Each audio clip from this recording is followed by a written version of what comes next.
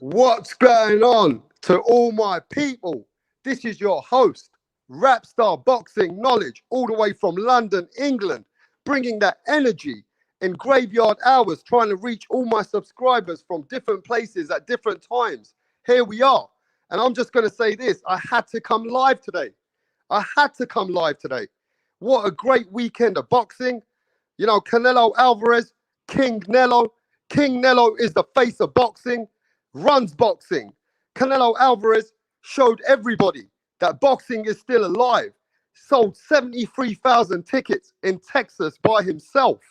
You saw all the superstars coming out there to support Canelo Alvarez. We had Errol Spence. Errol Spence was right there ringside looking at Canelo Alvarez.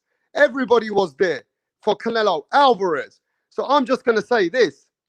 I woke up the next day and I've got nothing but respect for Canelo Alvarez. You know, we got lots of fans and lots of channels in England supporting Canelo Alvarez. But what the fuck is wrong with these American channels?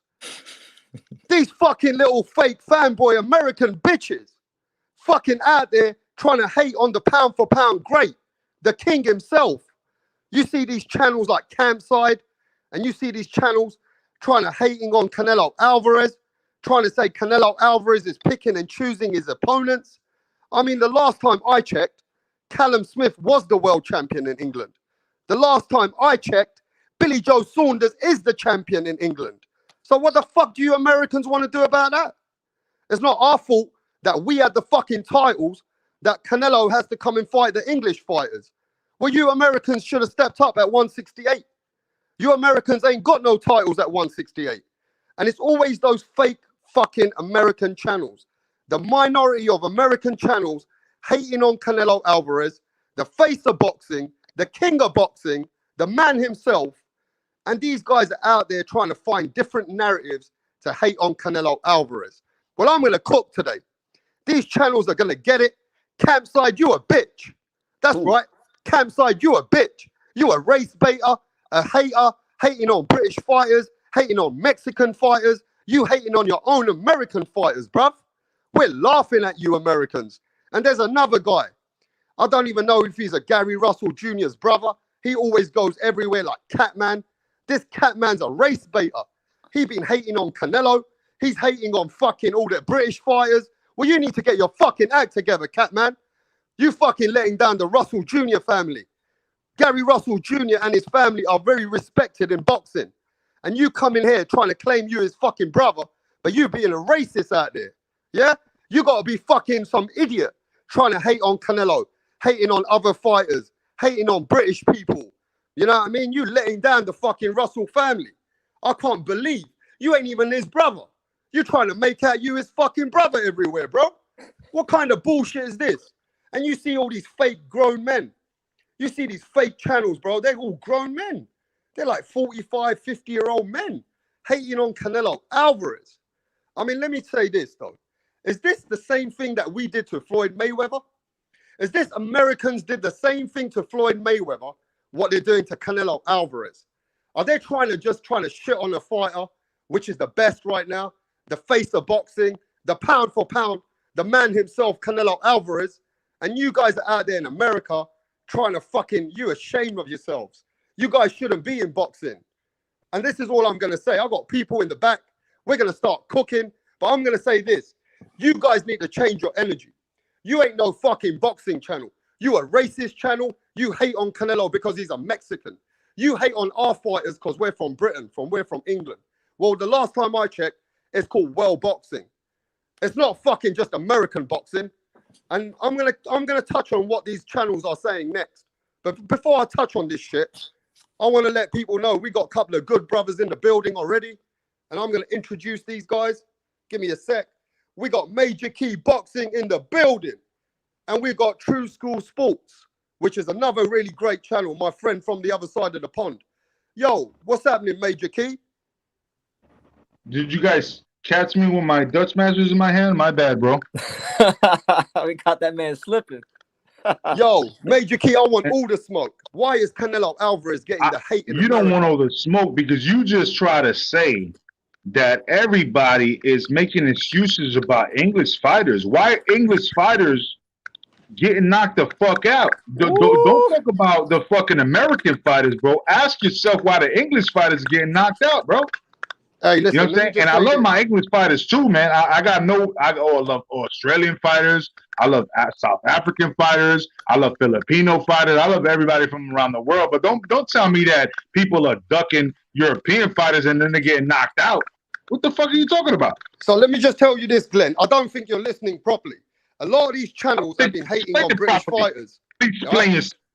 Listen to me carefully. A lot of these channels are hating on British fighters. So Billy Joe Saunders is a WBO champion. He was.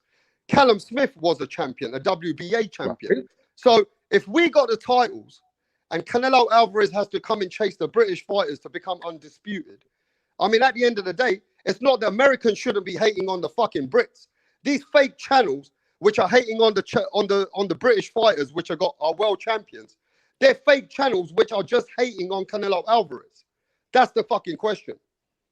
Okay, so I think you probably explained it wrong at the beginning, because the way you made it seem was that that these English fighters, you know, were not worthy of the championship belt. They're like Canelo was doing nothing to get that. And obviously, we know that Callum Smith was arguably number one at 168, and then Billy Joe was arguably number two, and then Caleb Plant now, you know. Me per se, I would say that he has lesser skills but similar skills to BJS, which I feel like Canelo would probably dominate him even earlier. But you know, it is what it is. That's just on me. You know what I mean? Yeah, but what I'm saying is Callum Smith was a worthy 168-pound champion. He won the tournament. Well, then look how he go. He did. Hey, Rapstar, I'm gonna chime in right quick. I gotta be honest with you, man. When it comes to Callum Smith, when that fight was signed between him and Canelo Alvarez, I thought it was one of the biggest mismatches at the championship level in a long, long time. To be honest. Yeah, but what are you supposed to do, True School? If Callum Smith is the world champion and it's not an American fighter, Canelo Alvarez is trying to capture the titles. So at the end of the day, whether you think it was a mismatch or it wasn't a great match, the man was a world champion. Yeah, I guess. So you can say what you want. I thought Callum Smith had unfinished business with John Ryder. He should have went and he should have handled that, because John Ryder, I thought, beat him. Yeah, but a True School, if somebody gives you life-changing money. Oh, of course. No, I'm not faulting him for taking the fight. I'm just speaking I'm just giving you my perspective as a fan. I thought he should win. I think even now I think he should still go back and fight John Ryder. Yeah, but let me ask you this: what is Canelo Alvarez, the KINGNELO of boxing, supposed to do? Is he not meant to fight the champions? No, I mean, he stated that he ever since David Benavidez lost his title because of whatever happened to him, he stated he wants to go undisputed, so that's the route he's taken. But I don't know, man. This Rapstar, this is gonna be the stream where me and you disagree on a lot of things, man. Because I mean, I don't know if you saw my last video, but Canelo Alvarez, man, I think he's avoiding one fighter in particular. I don't think he wants to fight Demetrius Andrade. I think he's ducking him. And you know what? To be fair with you, True School, I hear this all the time, and that's why we got to have these dialogues, and that's why I've invited you here. We don't always need to agree. We got to disagree to agree. Yes, of course. And I'm going to say this to you.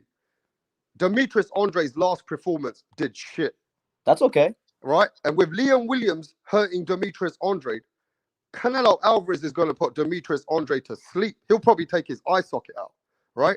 I understand. No, but let me say this, True School. Every time there's channels looking for another fighter to downplay Canelo Alvarez. You're either looking for Andrade, you're either looking for Charlo, but David Benavidez fucked up the title himself. He did. I'm not one of those channels. You can't sit there and hate on Callum Smith when David Benavidez and all these other guys, which are not even in Canelo's weight class at the moment, at the end of the day, he had to chase Callum Smith. Now, Callum Smith won the tournament. Callum Smith is still a worthy world champion. Now, let me ask you this, True School. How many fighters have you seen had a bad performance? In the whole history of boxing, I've seen a lot of fighters have bad performances. So you can't judge Callum for one bad performance. Can I judge Callum for 3 bad performances? No, you can judge him for 3, though. How about the Nishiki Holzken fight and John Ryder and he had more than one bad performance. He looked pretty ordinary for a long time. It wasn't like he could spot Canelo and all of a sudden he fell off a cliff. He was showing the signs of having that kind of performance a while ago, but way before he fought Canelo. I mean, to be honest though, right? It's the same thing with Mayweather.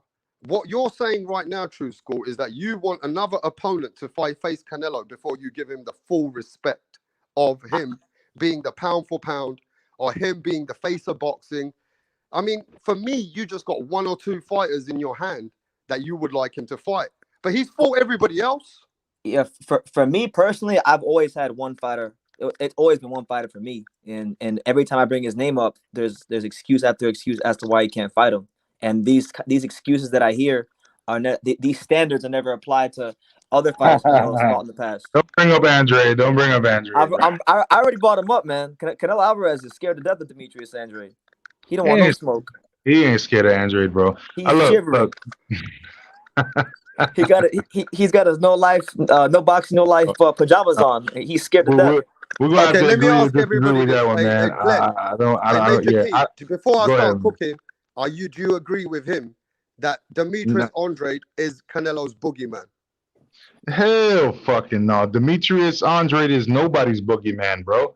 Like, if he was somebody's boogeyman, somebody would be interested in fighting him. It's just that he hasn't done enough work for anybody to want a payday. Like, especially a Triple G that's 38. You think he want his final payday to be against Andrade? Like, well, where's the money?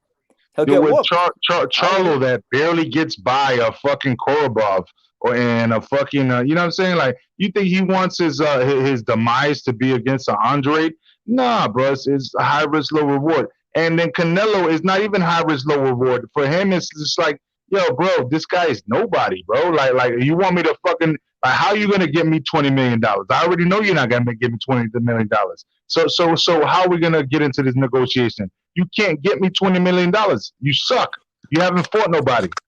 And that's what I'm trying to say, man. The question becomes, okay, then the question becomes, why hasn't he fought anybody? No. You could play that one all day long. You could play that one all day long. But he's also had a little bit of leverage in that, and you know. So don't act like Andrade is all like a fairy. You know what I'm saying? Like he's Tinkerbell or something like that. Nah, nobody's avoiding him. It's just that he's not worthy of their time. Hey, he could be calling out Triple G, Charlo, and you know what I'm saying? Yeah, he could be calling out Triple G, Charlo. He's called out those guys. Bro. Jamal Charlo got on Instagram and started flapping his gums and started saying, "Yeah, we black card him. We ain't fighting him." So when you got the Charlo sisters on social media talking about they don't want to fight him and they blackballed him, okay, so that fight can't happen. And then Triple G, he's over there sitting there waiting for the Canelo stimulus check. He hasn't fought nobody since Canelo. Or no, he hasn't fought anybody since Derevyanchenko. That's true, but is that Canelo's fault when he said he's becoming undisputed at 168 since last year? Is it his fault that Andrade is waiting for him? That's not his fault. That's Andrade's fault for not making shit work. How many months did you have to make something pop off instead of just going in and disrespecting the dude after he just beat somebody's ass? You know what I mean? Look, before I get cooking, can I just say this? We got a lot of people in the chat. Let me welcome Tycho TV. We got your homeboy in there, J Blues Radio, Johnny Blaze, Bolt Hype, Idol Perez, ABE, Christopher Thurman. We got Melido Liquor. We've got Serge Sargent. We got Anthony Breland. Nah, you don't we got smart Anthony the Breland, my brother. Bro, let me just say this, Major Key. We got Anthony Breland, my brother from the other side. Mark Breland's son in the building. No doubt. Respect to him. Blaze. We got Black and Brown in the building. That's what's up. But it's not Maldito. It's when you say it in Spanish, it's Maldito. Maldito. Maldito licor. Maldito licor. Maldito. Exactamente. Wait, Rapstar, I have a question. So, and actually, this question for both of you guys. Would you agree with Canelo's statements that Demetrius Andrade hasn't fought anybody? I mean, Demetrius Andrade, right? Let me get to this, True School. You got a big channel. Just yes or no? Let me just say this. True School, you represent boxing. You work hard. I've seen it. Thank you. you know, and I've seen you do a lot of stuff for boxing.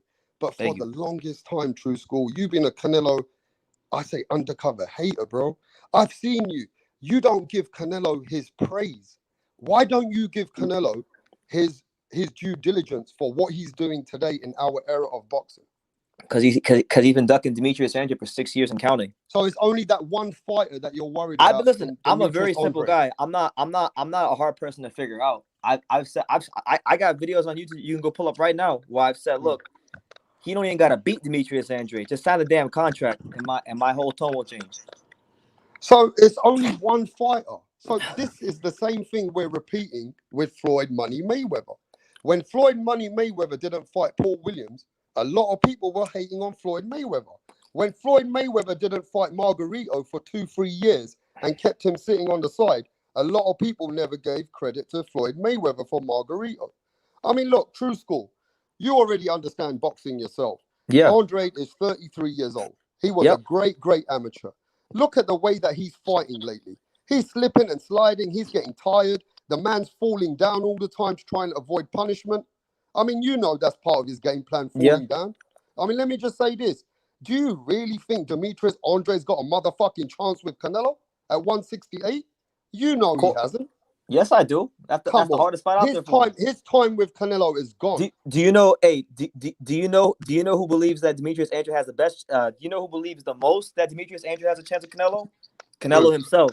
Because if Canelo Alvarez really believed that he could beat Demetrius Andrade, he would have took this fight a long time ago. There's a reason he won't fight. What about Derevyanchenko? Derevyanchenko, when he was trying to become undisputed, Derevyanchenko was the one ducking the fight, and then they stripped him of the IBF, right? And then all of a sudden, you know what I'm saying, Andre wanted the next piece of work, and then he just moved up because he didn't feel like Canelo, like Andre could give Canelo that money. You know what I'm saying?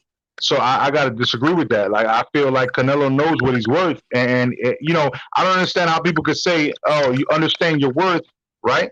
Like some of these channels is understand your worth. But then at the end of the day, when people understand their worth, they just like, oh, shit on them. Like, oh, you ducking. Nah, it's not ducking.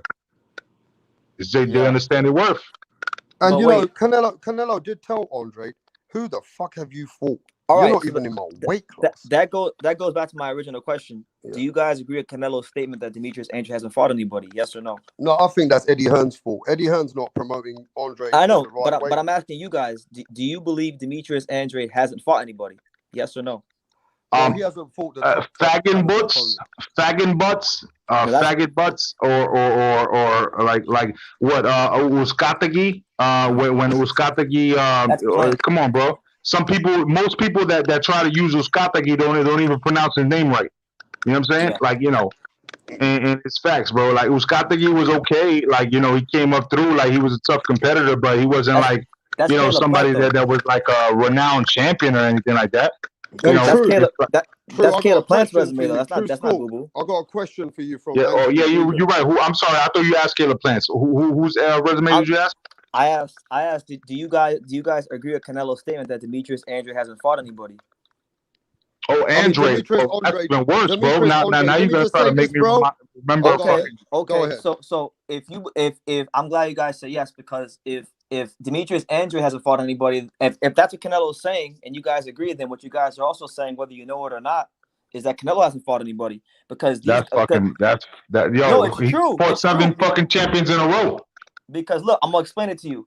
Demetrius Andrade has plenty of guys on his resume that fought guys on Canelo's resume and gave them hell. 7 champions in a row, bro. That's cool, but I'm just saying you can't be disrespecting Demetrius Andrade's resume if the guys on his resume fought guys on Canelo's resume and gave them some of the toughest fights of their career. And in some people's opinion, he didn't beat those guys. I don't know, but Demetrius Andrade, Jermell Charlo, and Jermell Charlo all put together doesn't even have a resume as good as Canelo. Yeah. I mean, at the end of the day, I know you want to talk about Demetrius Andrade. Even Eddie Hearn's not pushing Demetrius Andrade in the way that I would like to see him pushed. Because Eddie Hearn's a clown. Demetrius Andrade got business at 160 to clean up. And you've looked at Demetrius Andrade's last few performances. And if you're a hardcore boxing fan, and you are a true school boxing fan, you can tell that he's not the same fighter he was. you can see Is that he he's is lost he not a step or is two. he not the same fighter he was, or is it that he's just fighting subpar competition and But bro, he's not getting up for those fights? the man can't even. The man's having trouble with Liam Williams, even when Liam Williams is getting to him and giving him a Man, he couple of lost shots. he lost like two, maybe 3 rounds. That fight wasn't that close, and he dropped him. Yeah, but if Liam Williams can get to him, imagine what Canelo's gonna do to the man. He's not going to be the same fighter when he fights Canelo. I'm trying to tell you, the performance is not going to be the same because when you put better fighters in front of him, and eventually he's going to get up for those fights. He can't get up for Liam Williams. Who the hell is Liam Williams? Yeah, but you gotta get up for fucking Liam Williams, bro. That's a fight. It's just like why did Canelo get up for Aldrin? Why did Canelo beat the fuck out of what's his name, Aldrin? Can you imagine if that guy Aldrin went all 12 rounds with Demetrius Andrade, like he did with what's that guy's name who lost to Benavidez? True School. Which guy? The guy who recently lost to Benavidez. You talking about Darrell? Ellis? Darrell, yeah. Darrell went 12 rounds with Yildirim. Yeah. Got knocked And look out. what Canelo did Well, to Yildirim had a competitive fight with Darrell. Some people thought he won that fight. But I'm just saying, these Oh, are the Yildirim. kind of Okay, fighters that take Demetrius Andrade to 12 rounds. Yildirim would have probably take Demetrius Truthfully, Andrade to man, 12 rounds. I really feel like the boxing game and the media has done a great job of brainwashing people because people have such short memories. When Demetrius Andrade was at 154 and he was running through, the Willie Nelsons of the world and guys like that, Willie Nelsons? Yeah, Willie Nelson. The guy that knocked out Tony Harrison and gave him his first loss. Tony Harrison who outboxed Jermell Charlo. Do you have a poster of Demetrius Andrade in your room? No, I got a fat head, man. I got a fat head on my wall. So let me ask you a question, True School, before I bring LT in. Are you telling me that you don't give Canelo all the respect for how he's beating champions after champions? It's kind of hard to because he's telling the world that champions don't matter. Because he said it out of his own mouth. These are his words. He said, "You're a champion, Demetrius." No, you're putting words in his mouth. Don't lie. No, I'm not. Don't lie. He said no. No, you're lying. No, you're not quoting him. No, you're lying. His exact words were, "You are a champion, but you fight with nobody." Okay. Go watch the clip. Yeah, and how are you relating this to what we're talking about? Because Rapstar asked me a question. He said, Am I gonna give Canelo all the credit in the world when he's fought champion after champion? And my answer is that Canelo Alvarez is telling you that champions don't matter because of what he said to Demetrius Andrade. He didn't say they don't matter. They didn't say they don't matter. I'm telling you again, you're lying. With his actions, he said that. His actions, come on, bro. His actions showing you he's fighting every fucking champion. Not every, the one at 168. All right. So then my question is, why didn't he try to go undisputed at 160 when all he had to do was beat Andrade? He tried, but Oscar de la Hoya fucked it up. So fuck that. He's not gonna, you know what I mean? That's why he left Oscar de la Hoya. He made listen, true. It's weird. It's weird. Let me just say when a fanboy. Hold on. Let me finish, and I'm gonna shut up and probably leave. Hold on. It's weird when a fanboy or when a hater of Canelo just wants to pick and choose what Canelo says, but they don't want to go say what the full thing, or when Canelo said it was Oscar de la Hoya, but then he goes back and says no, but Canelo, champions don't matter and whatever. So, bro, True School, you're just a hater, and it's okay, bro. Así eres, güey. No hay pedo, carnal. Ahí estamos. Okay, hey, listen, LT, let me just take over my panel. Look, LT, acting like a bitch. That's what you're doing. Hey, true, LT, let's keep it dialogue. Punk ass my brother from the other side. We're all here. We don't need to. There we go. We got Anthony Breland in the building. Shout out to Anthony, man. Brother? Yeah, no doubt. I'm just saying. I'm just put respect on BT's name, man. BT ain't out here acting like a bitch, man. BT be out at the fights, man. He not hiding. He not hiding behind no avatars, bro. I'm the easiest person in boxing. This dude got his own channel, man. Look, we need. Listen, we have to have dialogue. Anthony, who's the face of boxing? Are you impressed with Canelo, or do you think Canelo needs to do more to get your respect? As of right now, man, who else is the face of boxing besides Canelo? Cool. No, I want to know, like, who else? Like, Jake Paul. Hey, y'all, you know what's funny? Y'all can laugh, but Jake Paul sold more pay-per-views. Yeah, but true. We're talking real we're boxing not, now. Come on. Jake Paul. True. Come We're on. talking We're about talking the true real boxing right now. Okay, Canelo all right, Alvarez is the face of boxing right now. All right, who would you put over him? As far as real boxers, Yeah.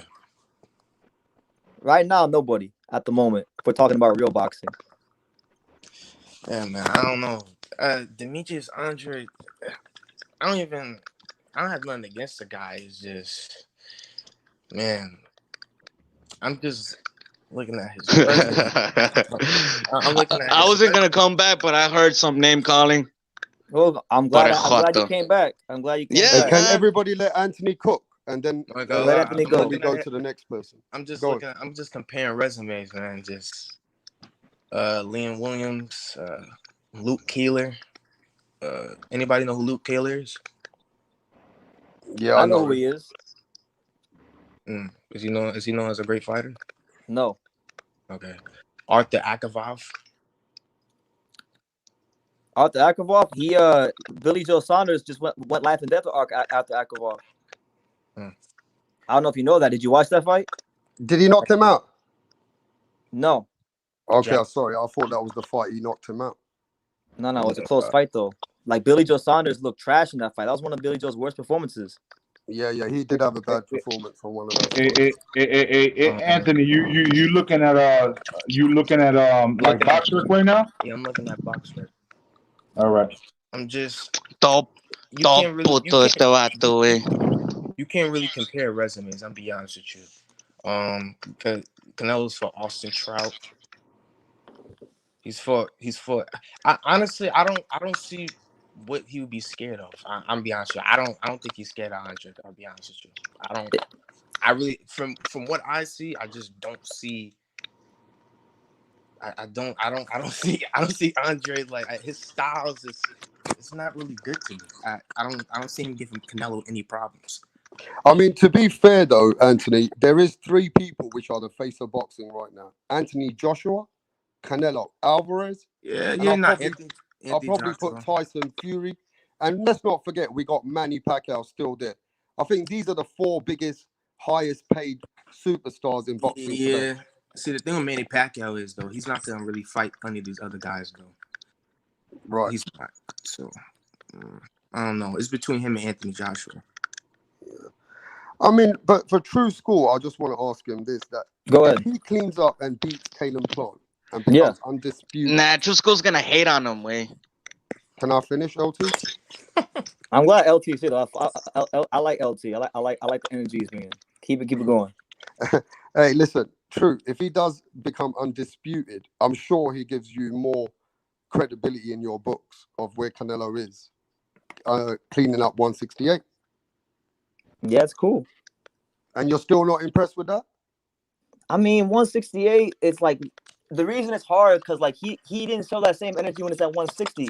I can't get that out of my head, bro. He had a chance to fight Boo Andrade and he said he was boring. That's why I didn't want to fight him. Yeah, but Oscar De La Hoya. Let me ask you. Let me just hold on before LT starts. Let me just explain this. Oscar De La Hoya took big money fights for Canelo, and he avoided the situation without Canelo acknowledged. And Canelo came back on documented that Oscar De La Hoya fucked up that situation for him when he was there.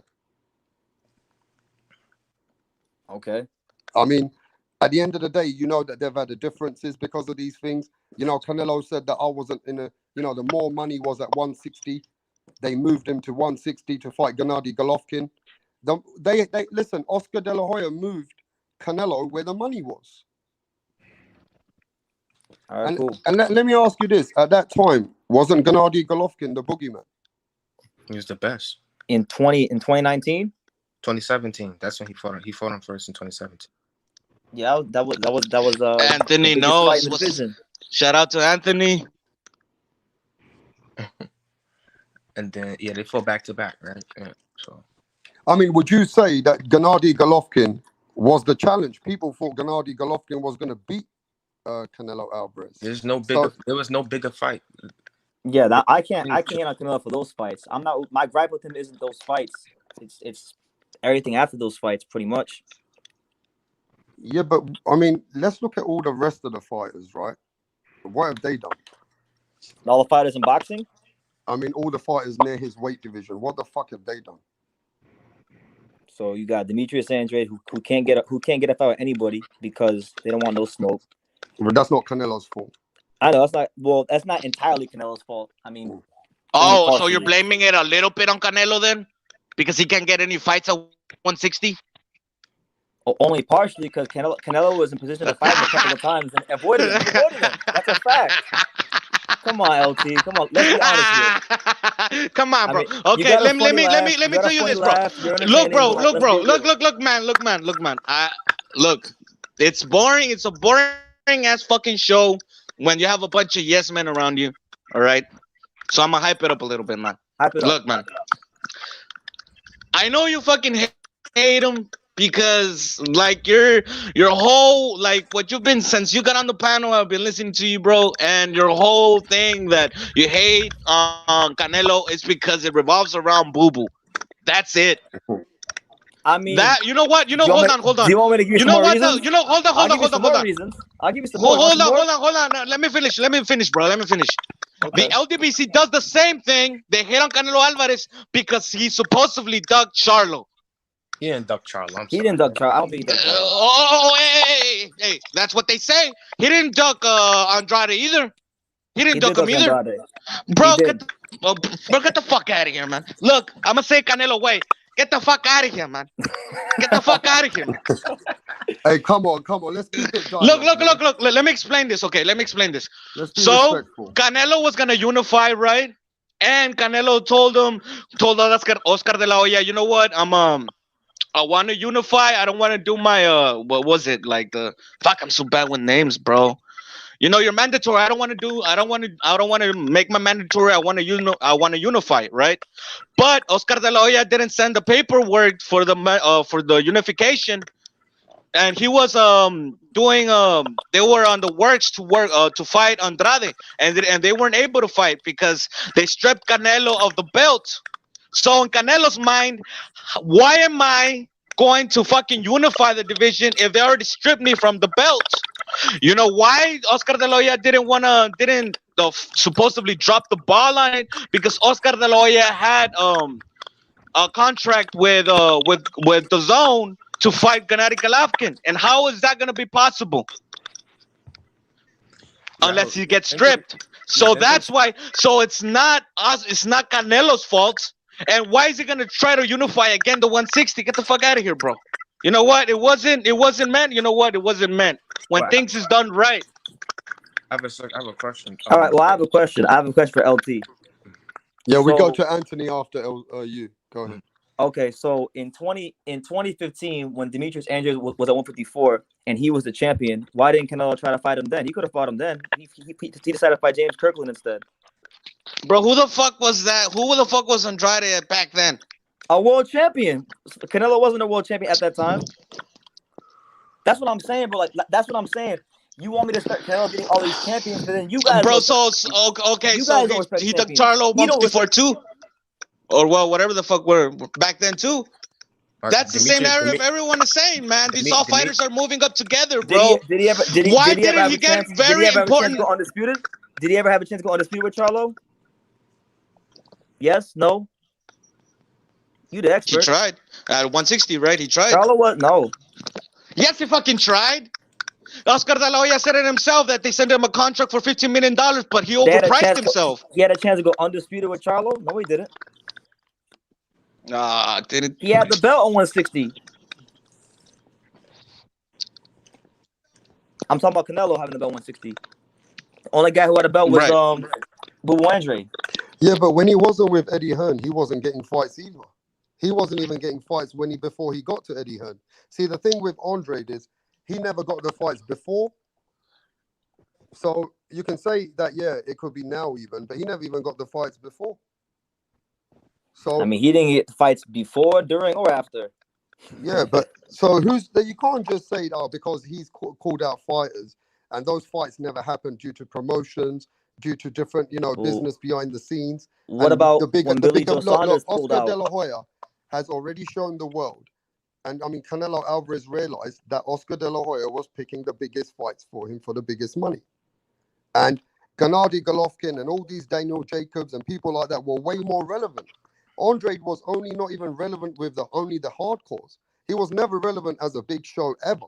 So maybe you got to look at that, the promotions and the business. It didn't make sense. Oscar De La Hoya also needs to take some of that blame. Yeah. You know, you blaming it on Canelo. We'll just agree to disagree, man, because we're going to talk in circles the whole night. No, and you're gonna hate on Canelo all night too. I'm not gonna hate on Canelo.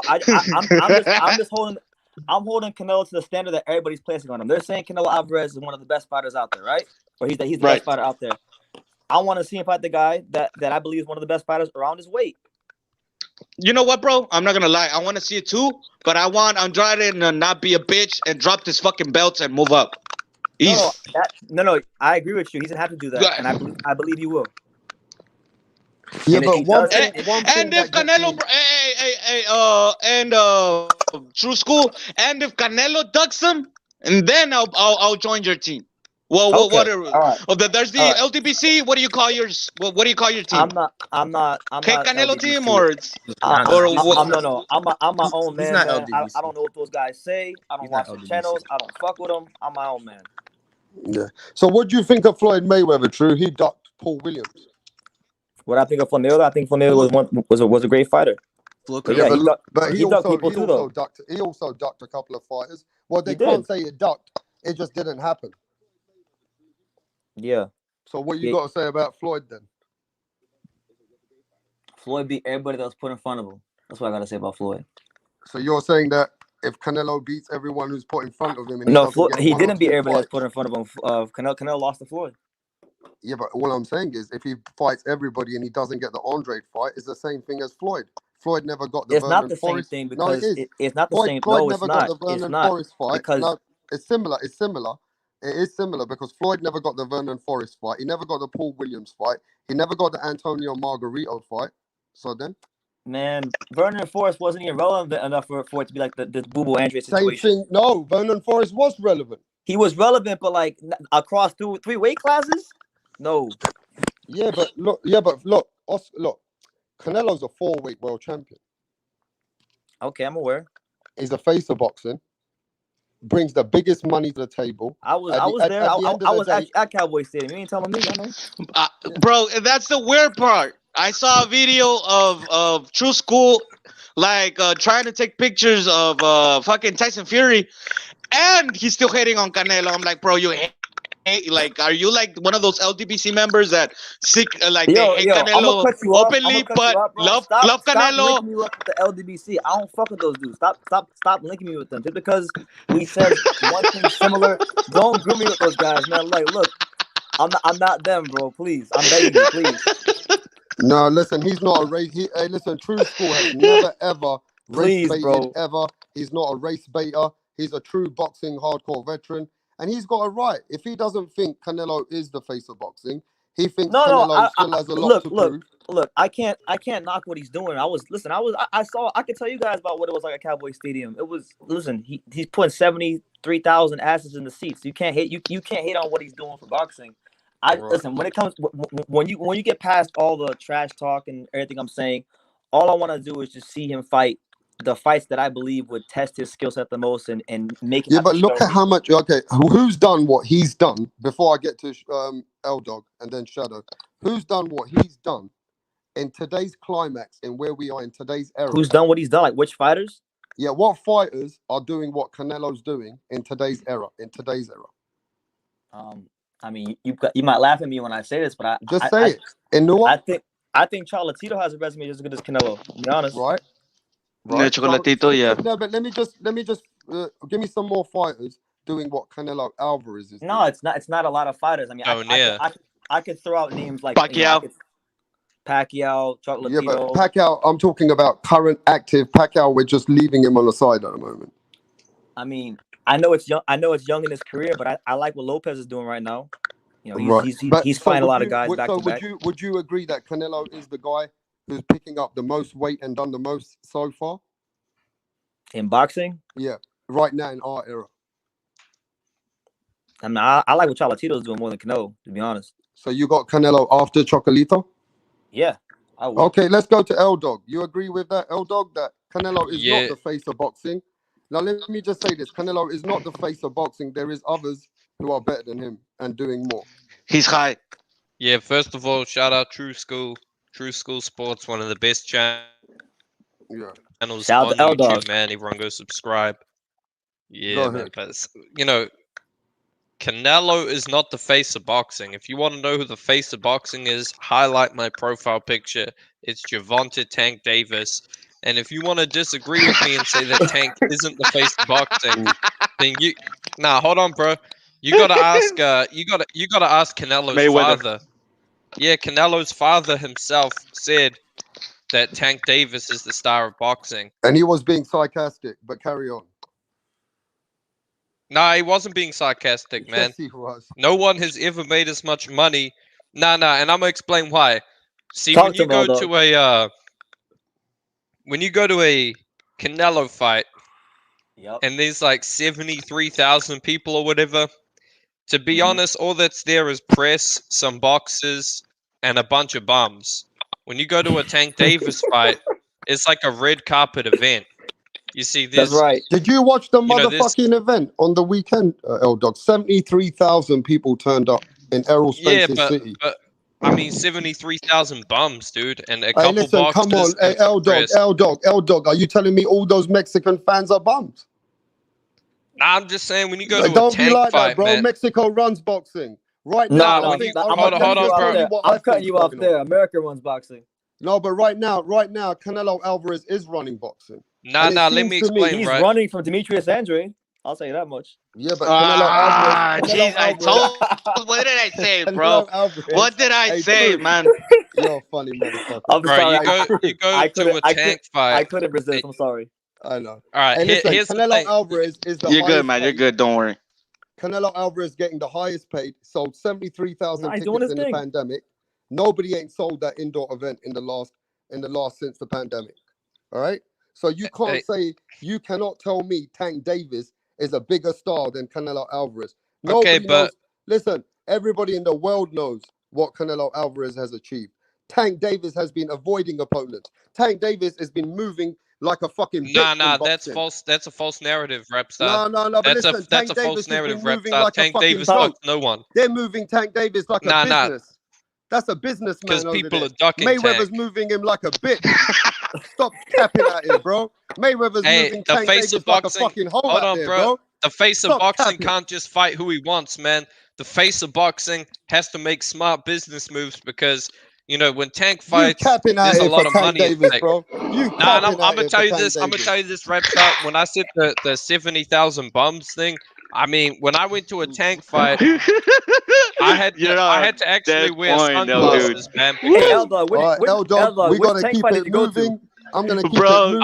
I went He to the Tank sniped fight you. with Hey, Gamboa, man. All due Hey, respect to you, we're gonna keep it moving. Shadow Ghost. Yeah, Tank hey, yo, Davis is a listen. bigger star. Tank He Davis sniped might be a you. bigger star for some people, but is Canelo the face of boxing, Shadow Yo, Ghost? I just wanted to say one thing because I can't stay long. I just wanted to say about the Boo Boo Andre thing, bro. I don't have any beef with him or whatever, but you could say the same thing. You could say the same thing with him because at 154 he turned down Laura twice to fight Laura. I mean, I got the link right here. I could send it into the chat where Team Laura sent him twice.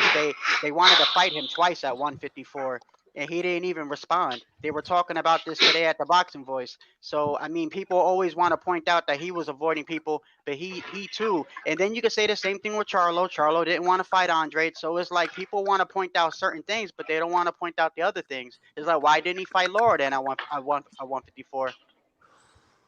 Yeah, should have happened. Yeah, you see what I'm saying? So I do, Woulda, but, coulda, but, shoulda, but, man. but, Woulda, but I coulda, do, shoulda. but I do understand. Listen, this is why I say like when it comes to Canelo, like I say like I'm not the hugest Canelo fan, and I understand and I see both sides to it, because this was the issue that I had when Mayweather was, but I always respected the skills and I understand what it is, and I do understand that when you're in a position like a cash cow or whatever, and when you work your way, I don't. I see like both sides, and I don't necessarily like the fact that you could pick who you want to fight, but I do understand from a business perspective. You know what I mean? When you get to a certain point, that you can make certain moves. But when I look at what Canelo's doing right now, I don't see anything wrong as far as him. He's at 168. He's trying to get all the belts. He's trying to get all those belts at 168. And what happened years ago, yeah, I can see what happened at 154. Yeah, after Andrade was stripped from the belt, that's when he wanted to get that. But at the same time, yeah, and at the same time, Andrade turned down Laura twice, so it was just fucked. Everyone was doing it to each other. It's just so fucked up. And then Andrade last month said that everyone wants the Canelo meal ticket. We need to fight each other. But then a month later, he bust into the Canelo facts, bro, conference. You know, but facts. just last month, he said that we need to stop. You know, waiting for the Canelo meal ticket. We need to fight each other. I need to fight Charlo. Charlo need to fight me, and then you know it's kind of flip flop. But what about the walls are closing in, man? Jaime Munguia is right behind him, bro. The walls are closing in. Jaime Munguia don't want to fight him. Jaime Munguia been #1 in the WBO for like a year and a half, and Golden Boy hasn't tried to make that fight once yet. But I just understand his frustration, though. I just look at both sides. But got so lucky, man. I respect your comments, bro. Yeah, man, I respect all y'all, man. And until next time, Rapstar, I'll talk to y'all, bro. Yo, LT, L-Dog, I'm out, man. Peace out, man. Yeah, I want to talk to L-Dog. Closing in, bro. Explain to the boxing world why you think Gervonta Tank Davis is a bigger global superstar than Canelo Alvarez. When you go to a Tank fight, you're gonna see celebrity after celebrity. Right. All right. You're gonna have to wear shades to that event. The amount Spelling bee right now. Spell Gervonta name without messing up. Spell it right now. Gervonta.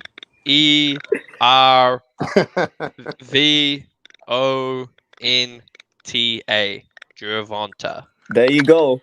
You won the spelling bee. You want me to spell Davis as well? No, I want all these fans. That carry on, El Dude. Carry on. I want them to spell that name. But to be honest, man, I don't think I could spell Canelo because I don't really care about Canelo like that, man. I couldn't spell his full name, that's for sure. But when it comes to Tank, a superstar, a megastar, someone who all the celebrities and even all right. Here's what you got to do as well. You got to consider about 18,000 people. About 18,000 people went to Tank's last fight, but we got to look at the people who are going. Lil Uzi, Lil Baby. Who the fuck is Lil Uzi? Errol Spence, Boo Boo Andre, Tyson Fury. And then take a look at the women at Tank's events, bro. It's like it's like a runway thing at Tank's fight with Gamboa. Errol Spence, Tyson Fury. L-Dog's trolling, but he's telling the truth at the same time. Let me just finish, L-Dog. Look, I like you. How is Gervonta Tank Davis? Bro. L-Dog, you go around boxing. Sometimes when you speak boxing, you do speak logic. So I think today you're on a troll, motherfucker. Yeah. All right. You're so like a is Floyd Mayweather trolling? Yeah, let me ask you this, bro. And Floyd Mayweather knows the business of boxing better than everyone else. What's Tank Davis's highest gate? What's Tank Davis's highest gate? Bro, I don't know, man. Exactly. But I don't even know Canelo's highest gate, so I don't know. I mean, Canelo's highest gates have been huge. I mean, you're talking about a day and night difference here. You're talking about a guy who generates over $30 fucking million a fight. Yeah. To a guy who generates maybe 10 to 7 and has to split it with Mayweather. Right? In a pandemic. In the pandemic as well, like LT said. You're talking about a star who's a 4-weight world champion who's been fighting fucking opponents and champions after champions. You guys can hate on British fighters as much as you motherfuckers want. But let me tell you this right now. Callum Smith had the title. Rocky Fielding had that title. Oh my God. No, but let me just say this. Please. So Billy Joe Saunders has a better resume than Demetrius Andrade. Okay? So debatable. Look, you can say what you want. But I disagree. At the end of the day, all those fighters had titles. It's not Canelo's fault. He's beating champion after champion. Who the fuck is Jermell Charlo fighting, bro? Hey, L-Dog, answer the question. Who the fuck is Jermell Charlo fighting? Answer the question. Jermell Charlo ain't cherry picking. Bro, who the fuck is Jermell Charlo fighting, bro? Korobov, Adams. Hey, man. Who the fuck is the way the world is? Oh, Andre's only fighting the guy Bruh. that wanted to hike the skirt up and sign a contract. Man, stop capping for too much for Andre. That's I'm not facts. capping. I'm telling you the truth, and you don't want to hear it. Andrade has the style to beat Canelo. Let me just tell and you Canelo a knows story he's about got the Andre. style to beat him. Let me tell you a story. Hey, you know what's about funny? Andre. I'm gonna point this out. You know what's funny? When Canelo was on the podium talking all that shit, saying he's gonna fuck Demetrius Andrade up, he talked all that shit, but he never once moved from that podium. Wait. Wait. No. Don't lie again, True School. What the fuck, bro? I'm not lying. Did he move from the outta here. podium? Did he stand up? He never said that he was gonna fuck Andre up. Andre was the one that said he did, bro. he was gonna fuck Canelo up once he sees him outside. We can fight. Oh my god, no! That was Andre he said said we that, can not fight Canelo. right now, and then guess what he did? Canelo, he hid behind his security. He fears Andrade, man. I'm telling you. Yeah, Andrade has the right style to beat Canelo. You look at Andrade, no, bro, and you see that slick This style, comes that from a guy athletic style. There's no This comes power. from a guy that El Dude keeps on saying that Tank is a fucking bitch Hey, because hey, he dug y'all better stop disrespecting L-Dog, man. He the president of the Look. Philip fan club. Hold on, and you're talking to a guy that L Dog that just said like a week ago that Andrade's a boring ass fucking fighter, just like Devin Haney. That's what he said. He is. Facts. He is. He might bore. He He might be boring the to most last of you guys, but performance, he might bore his way right to a W against Canelo. So stop. I mean, look, I think at the end of the day, right? as good as your last performance. Right, because he doubled you. Because for me. how LT, he's gonna last performance. All right, my bad. Answer the question for me. True School already said that. Yeah, look, Canelo is doing the most, but he wants to see him fight Andre until he gives him the full crown of the king of boxing. That's it, man. I'm not hard to please. I mean, but to be honest, right, True School, you are a hardcore boxing fan. The only fighter who can beat Canelo is the guy who can, keep him back in the middle of the ring and move around. You know, and I know that Canelo has improved so much as a fighter that even any fighter who thinks he's going to move and be slick, it's not going to work anymore. This guy is focused. He's patient in the ring. And I know you know that Andre doesn't have that power to back him off. But guess what he has? I want to find out, bro. I want to find out. This is my opinion. At some point, Andre will not be able to back Canelo off. He'll be cut off again, and his eye socket or his cheekbones coming out, or something's going to happen to him. He's going to get. Put it like this. All right. Okay. Look, he's gonna. Andre's gonna. Bro, I want to head from True School. All right. Hey, listen, if that's gonna happen, then let it happen. But I at least want to see the fight. Like, why? But you don't even give Andre that much chance to win. I do give him a chance. I'm picking him to beat Canelo. What are you talking about? To a decision. He fought 12 rounds to get to a decision. You know, in the last 12 rounds that Canelo fought, he knocked out 2 guys. He knocked out 2 guys in 12 rounds. Fucking Andre got to a decision in 12 rounds. You want a cookie? Like, okay, cool. Like, yeah, he beat. Dude, you are. Styles make fights. And let me say this, True School. Andrade, yeah, what Rap Star was saying was good. Canelo has improved, but guess the one style he hasn't fought to Canelo knocked out 268ers, bro. Style, and that's what Andrade has. Andrade has the black style of boxing, and that's the best style, man. The black style, for sure. What? The style which is falling everywhere. The style which is getting fucking pushed back by fucking Liam Williams. If Liam Williams can push you back, bro, imagine what the fuck Andre's going to do. Liam Williams had like 2 good rounds. Imagine what the whole fight. That's how you know. That's how you know a fighter. That's how you know a fighter is great when his opponents win 2 rounds against him and people go crazy. Hey, look, I want to see that fight. Not just that, but you know who's Canelo's been avoiding every Japanese fighter in the division. And that's a fucking fact. He does.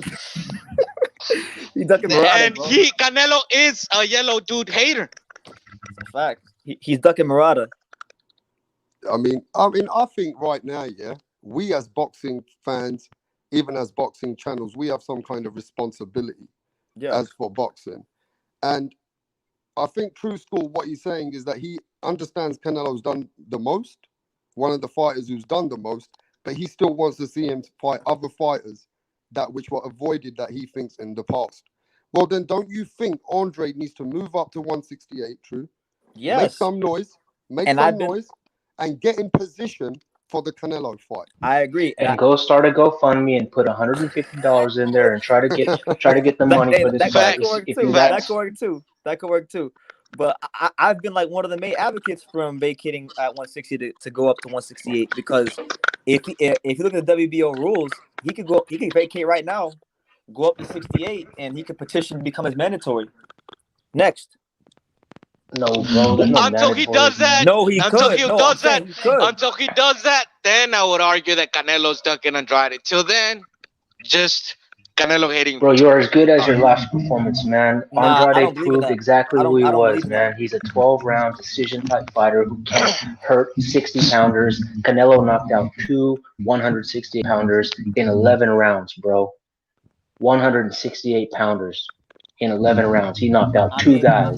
If my memory serves me correct, Demetrius Andrade did stop Arthur Akavov, who Billy Joe Saunders in life and death with. So I don't know what you're talking about. Bro, this is the thing, bro. Performance, bro.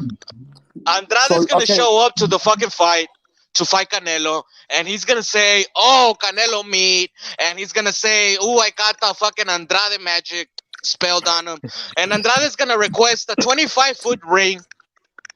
And then he's gonna show up to the fight. Mariachi's gonna play. Hold on. Mariachi's gonna play, and then Andrade's gonna start shitting his pants. Find a way out. He's like, "What the fuck am I doing here?" And then find just a simple excuse to get out the fight, and cry his way home or cry to the way to the hospital, like every big loud mouth has talked about Canelo. Well, except Floyd. It's like these gadget guys, these gimmick guys, you know, the guys in baseball who throw sidearm. Yeah, it looks confusing, it looks weird in the beginning, but eventually they get found out, bro. It's just a gimmick, and that's all Andrade is. He's just a gimmick fighter, bro. I love how you just try to compare Demetrius Andrade to these little submarine pitchers in baseball. That's the most ridiculous thing I've ever heard.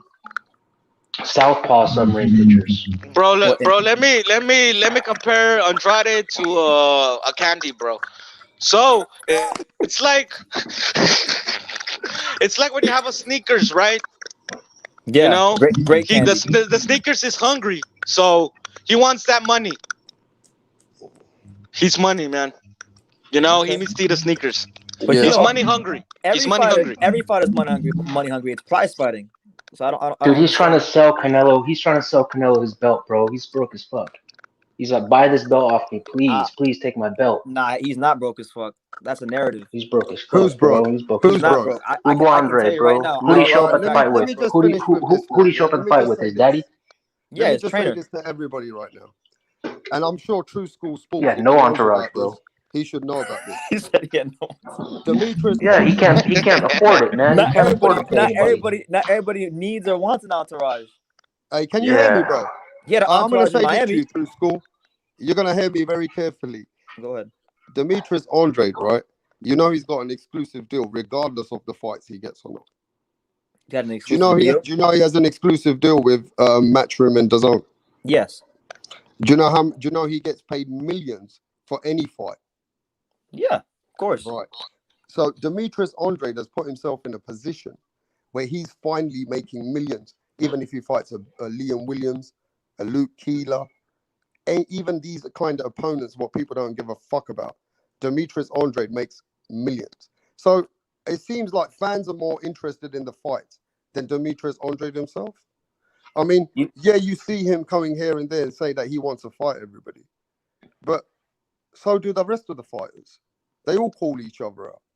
At the point when he was in position when Canelo could have fought him, you already understand, True School, there was different business terms that happened, which were way more bigger fish to fry, way more money to make.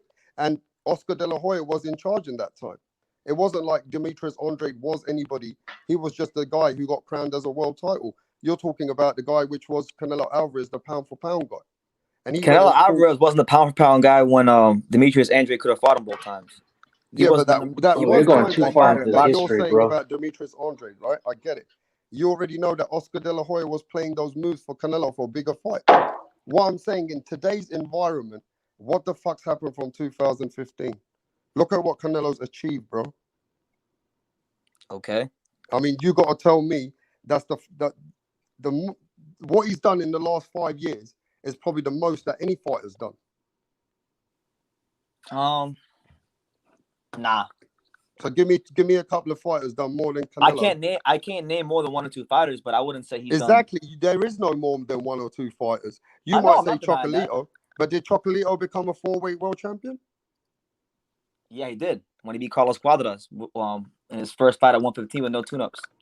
So he's a 4-weight world champion. Yeah, 105, 108, 112, 115. I thought he was a 3-weight. You got me on that one. Okay, put it like this, right? Jaime Munguia is about to fight Sulecki. True, but Chocolatito isn't been fighting opponents like Canelo Alvarez. Oh, stop. Canelo Alvarez. Please let me just say this. You talk about Austin Trout. Then he challenged himself with Floyd Mayweather. Then he fought Shane Mosley. Fight some common opponents, like Miguel bro. Cotto. You got to look at the names on the man's resume. You guys are hating on this man's resume. You got Daniel Jacobs. On his resume. I'm just not. You got Daniel Jacobs there. You keep forgetting these are still names on this resume, bro. Daniel Jacobs is overrated. No, but not at the time when he was fighting him. He was still the man at that time, bro. So and go beat him. Gennady Golovkin was the boogeyman when Canelo Alvarez. Yeah, that was a good one. I'm not gonna hate on him for Golovkin. Yeah, and he fought him twice. So he got a close fucking draw, and then he fought him and he fought him again. Regardless, on paper he won. Regardless, everybody says about Lara. If you look at the Lara fight, in my opinion, Canelo was more aggressive. He won. I watched that back a couple of times this week. I thought he beat Lara. He was chopping. Boo fought Sulecki to a decision. What are you gonna say when Jaime Munguia knocks this dude out? What are you gonna say then? Why don't you say if you want to fight Canelo, go beat Jaime Munguia? That's your ticket to Canelo. Tell Golden Boy and Jaime Munguia to hike their skirt up. They've been calling for that fight for a year and a half. Jaime Munguia hasn't shown any ambition to make that fight. He over here. Jaime Munguia's got to fight, bro. He's got a book fight. He's fighting Sulecki in the summer. That's a common opponent. That's that's the same guy that building. Let's get to that. You really talking about bum ass? Get on dial, dude. Hey, what's up, Moti? What's up, Repstar? How's it going? Yo, what are you saying there, bro? Untouchable, Bolt hype. What's up, man? How you doing?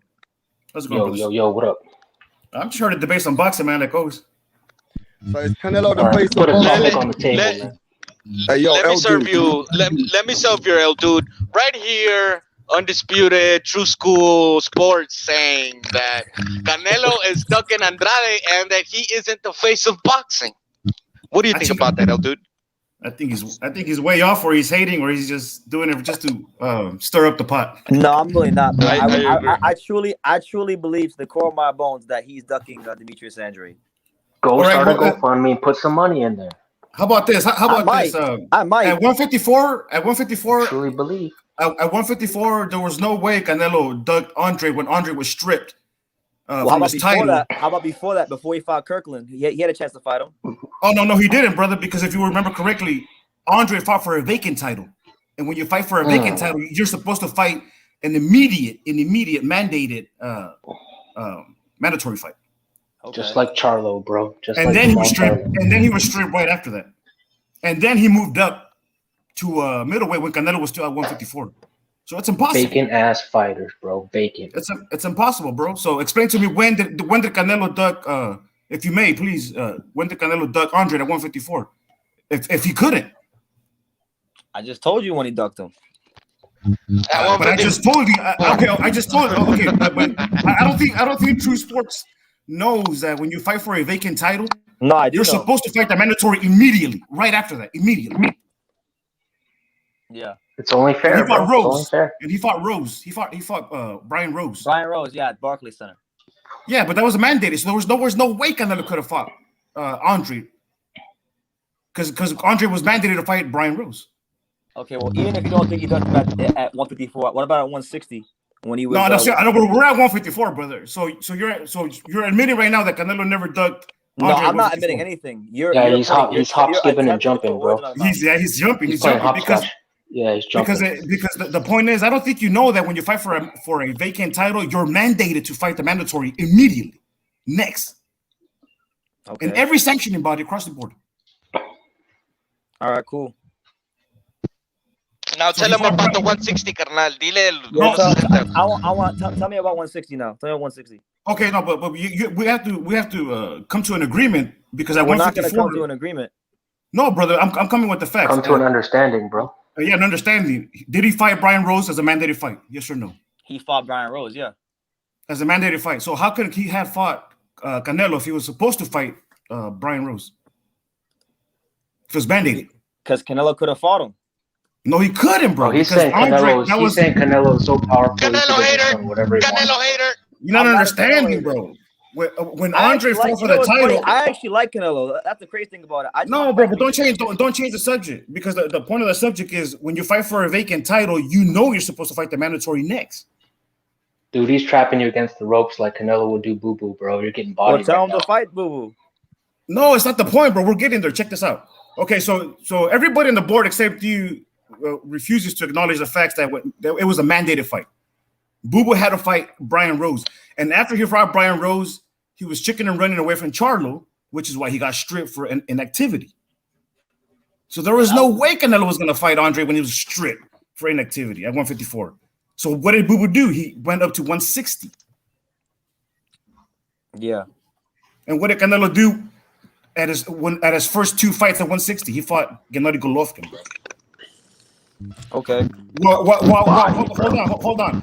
While Boo Boo Andre publicly said, "I do not want to fight Lara because his style is boring," and he fought Colclay, something like that. Yeah, he fought Colclay in Germany. Yeah, because he refused to fight the champion Lara, and he'd rather fight the interim in Colclay. Yeah, you making some good points. No, all I'm saying, all I'm saying is the facts, brother. All I'm saying, so there's no way. I'm not hating on Andre.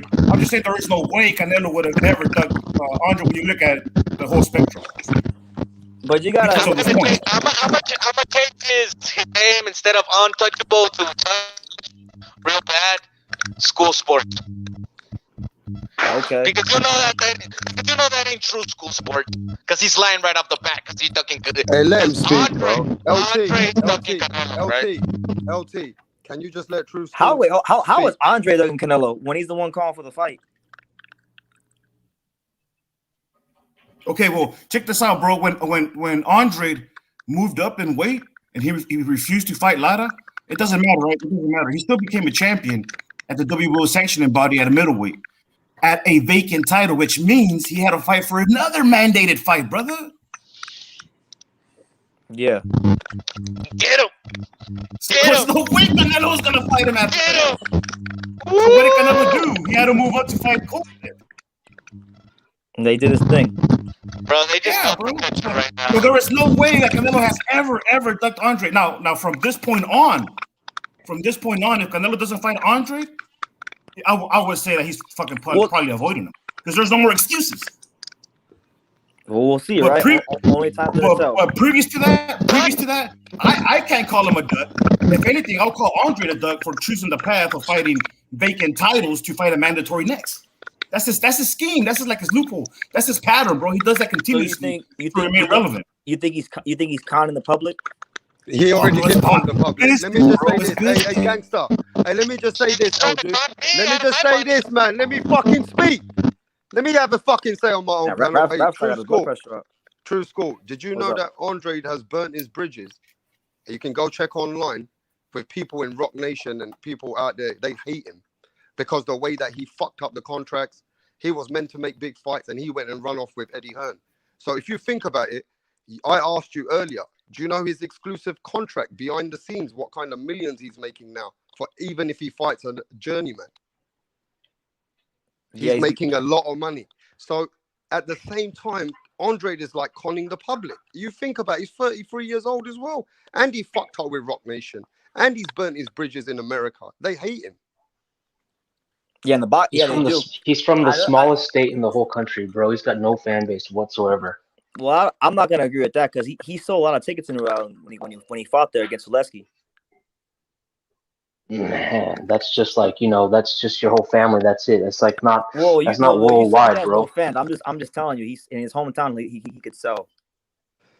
And it was people sell shit though when it comes to any fight. When you look at it, he's not really a seller. I mean, Devin Haney sells more than fucking Andre.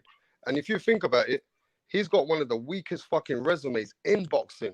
You can't. Well, I never got here and said he had a great resume. All I said is I wanted to see him fight Canelo because I think his style would give him some problems. Yeah, but do you appreciate? It sounds like look, true. You are very, very dedicated, man. I've got a lot of respect for you. Me and you. No, I appreciate you, and I appreciate I can't see his name. What was your name, brother? Oh, dude, but my channel is Gangsters Playground, bro. Yeah, no, I appreciate all these points. Like I'm never like even if I believe something, I'm never like gonna be ignorant to the point where like, I'm not gonna listen to new information. Yeah, man, don't be like Chris Mannix, bro. It's boxing, man. Don't be like Chris Mannix, bro. No, trust me, bro. I strive every day to not be like Chris Mannix. I never want to be like him. Bro, that stupid ass.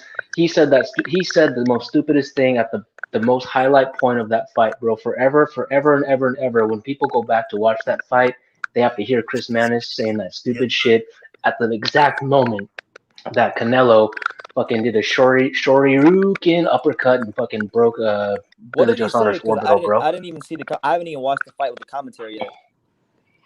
Yeah. He's just saying that Billy Joe Saunders is winning and all this other Major bullshit. Key ran away from the Canelo conversation today. Why did Major Key run away from ducking. the Canelo conversation? Hey, yo, Rapstar, what do you think about Chris Eubank Jr. versus Canelo? Would that sell? Oh my God, please no. Yeah, that'll sell, bro. Definitely. That's actually, you know what? I was having a conversation with somebody today. I think if Canelo beats Caleb, I said Rapstar, fool. Stop cutting him off. Oh, my bad, brother. My bad. Hey, look, man, I'm just gonna say this: we don't need to be rude on this panel. True School is one of my homies. He is a boxing channel. I mean, look, we do have opinions. We don't always have to agree. But he just said, look, I've learned something. He appreciates what he's, hearing. But at the same time, True School, there's a lot of channels. They're hating on Canelo just because of race bait, bro. What do you think about that? What do you think about that, True School? I want to ask you that question. Those guys are pieces race of baiting shit. going on towards Canelo in some of these fake fucking boxing channels. How do you feel about that? Anybody who hates on a fighter because of race or nationality or anything like that, those guys are just pieces of shit that don't care about boxing. They're here to just be race hustlers, like on some Jesse Jackson type shit. They're not here to like. They're not really here for boxing. Yeah. So I mean, there's a lot of channels out there. They're hating on Canelo. They're trying to fucking say, "Oh, Canelo's doing," they're always trying to find narratives over the man. But let's be honest. I think our boxing sport has become a bit toxic. And do you think right now boxing is where it is because of these toxic people out there? Because let's just keep it real. Who is running boxing right now? What cultures are running boxing today? Anthony Joshua, Tyson Fury, Canelo Alvarez. Tyson Fury's not running boxing, bro. Let me just say what's running boxing. Mauricio Suleiman, bro.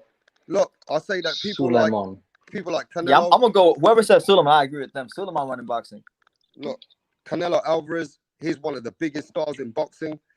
I mean, who else is a big star in boxing? I mean, Errol Spencer's not a big star. No. Right? Terence Crawford's not a big star. Right? I mean, Anthony Joshua. I mean, you got to remember, right? The fighters who are today's era, who are the biggest fucking stars, it is Canelo Alvarez. And it is people like Anthony Joshua and Fury. That's the people which are getting the biggest money. So if you're getting the biggest money and attracting the biggest gates and getting the biggest pay-per-views or whatever, where you're worth that kind of money, you got to class yourself as a superstar of boxing. So why do you think they hate Canelo? Is it because he's a Mexican? I can't speak for those people. I don't know. I could only guess. Is it because he's not born in America and he don't speak English? Do you think it's that? Well, he doesn't talk. It's because he doesn't talk like Caleb Plant. That's why. You know what I think it is? He doesn't have a cool accent, bro. What is it?